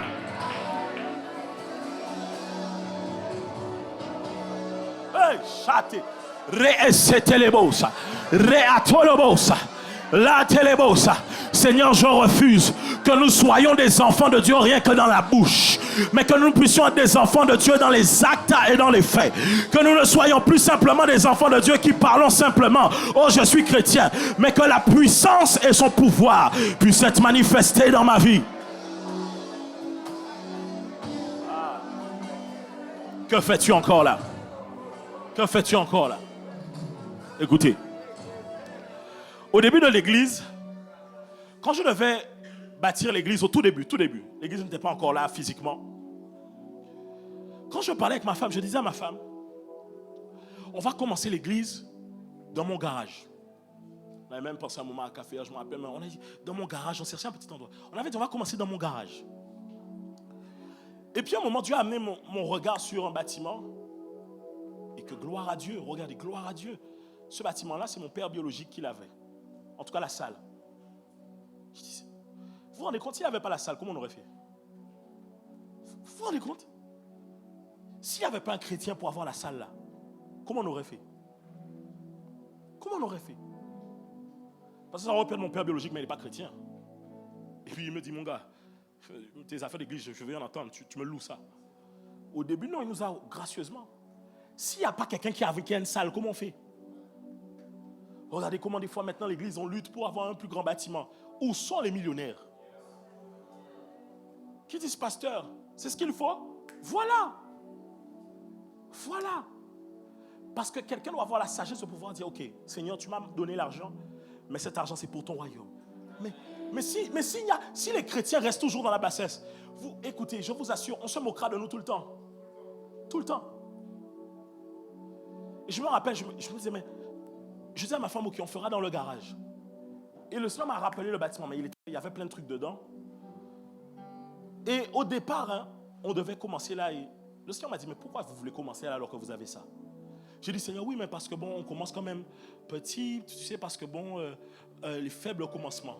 Et là, le Seigneur me fait comprendre ceci. Faible commencement, ce n'est pas faible commencement par rapport aux autres. Faible commencement, c'est faible commencement par rapport à là où je t'amène.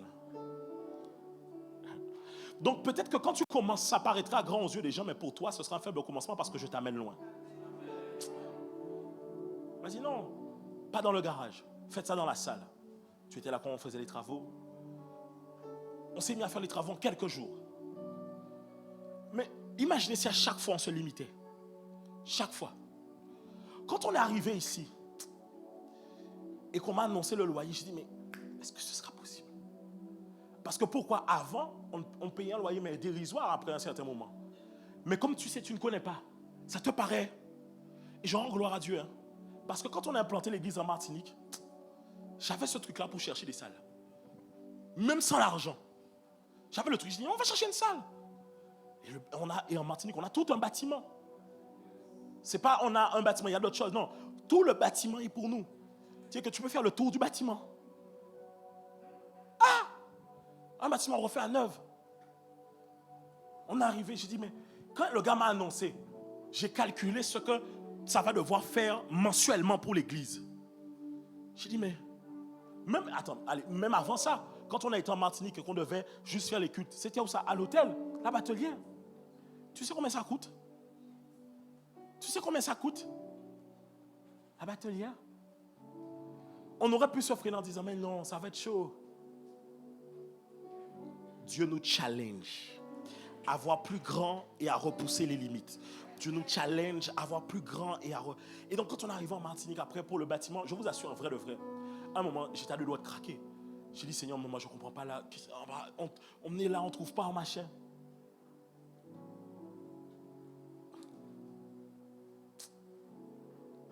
Et j'ai dit à Dieu, Seigneur, il m'a dit, mais est-ce que tu as déjà vraiment demandé ce que tu veux? Parce que des fois, tu sais, en tant que chrétien, on a ce truc-là, c'est un peu, on ne veut pas tellement déranger Dieu. C'est faux, il faut prier, il faut dire, Seigneur, je veux ça. J'ai dit, Seigneur, donne-nous un bâtiment qui a le même côté industriel comme ici. On a eu pareil, un bâtiment avec les mêmes trucs. Je vous dis, c'est les mêmes trucs. Mais j'ai dit, Seigneur, on ne veut pas avoir les problèmes de, oh, il y a les gens qui habitent. On a eu tout le bâtiment. Quand j'ai été voir le gars au départ, j'ai négocié au départ juste pour le bas du bâtiment. Ça nous faisait moins cher. Parce que le haut pouvait être loué. J'ai dit, mais on ne peut pas sortir de là où en haut de nous c'est loué et qu'on va prendre autre chose. J'ai dit, non, on va prendre tout. Je dis, on va prendre tout. Il m'a dit, vous êtes sûr? J'ai dit, non, on va prendre tout. Et je vous assure, hein, actuellement, je ne sais pas s'il y a une église qui supporte financièrement des loyers comme nous ici, en Guadeloupe. Je ne sais pas. Parce que ce n'est pas comme si on a une église principale derrière nous qui est dans une grande métropole. Non, non, non, non. Renaissance, ça vient d'ici. Mais ce que le Seigneur nous permet de faire, c'est parce qu'on se challenge. Et je pourrais vous parler de ça. J'ai prévu de me challenger. À dévotion cette année, j'ai prévu qu'à la fin de dévotion, personnellement, je ferai une offrande sacrificielle à Dieu. Personnellement. J'ai pris la décision personnellement de ne pas donner à la fin de dévotion. J'ai dit, Seigneur, je vais me challenger encore cette année. À la fin, là, mon minimum que je vais donner à Dieu, à dévotion, ceux qui veulent me suivre, me suivent. Mon minimum, c'est 1 000 €. J'ai dit à la fin, parce que 2023, il faut que quelque chose bouge. Vous savez, l'erreur pour nous, Renaissance, c'est de croire que parce qu'on est là, oh c'est bon, on a dit, non, non, non, non, non, non, il y a plus. On peut avoir un plus grand lieu qu'ici. On peut gagner beaucoup plus d'âmes qu'on a gagnées. Que l'année prochaine, on passe à 2000 âmes gagnées par année. 3000 âmes gagnées. On peut faire plus. J'ai dit à Dieu, Seigneur, je refuse. En fait, challenge-moi dans mon système de pensée. Vous savez, hein, tant que votre esprit n'est pas allé dans une perspective, vous ne pouvez pas vous y rendre. Si vous n'acceptez pas que c'est possible, vous ne pourrez pas le faire. Voici cette semaine le challenge que je vous donne. Dans vos domaines respectifs, là où Dieu vous a mandaté, allez vous former, allez faire plus, lisez des livres, allez regarder des vidéos, ajoutez de la valeur à ce que vous avez, upgradez de niveau, mettez-vous de nouveaux challenges, ne vous arrêtez pas là où vous êtes. Sinon, vous allez vous croire que vous êtes bien. Sauf que si vous restez là, vous allez faire que régresser. Non, on va plus loin. Il nous amène de gloire en gloire et de victoire en victoire.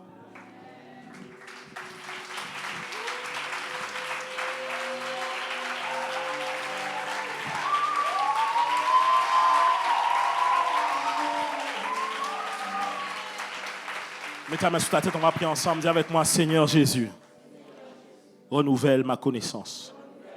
Augmente ma connaissance. Renouvelle ma mentalité. Que je vois comme toi tu vois. Change ma stature. Donne-moi la sagesse. Donne-moi davantage de sagesse. Et davantage de grâce. Dans le nom de Jésus. Fais de moi un esprit supérieur. Comme tu l'as fait pour Daniel. Comme tu l'as fait pour Joseph. Dans le nom de Jésus. Amen. Amen. On peut acclamer Jésus, Jésus, Jésus, Jésus, Jésus.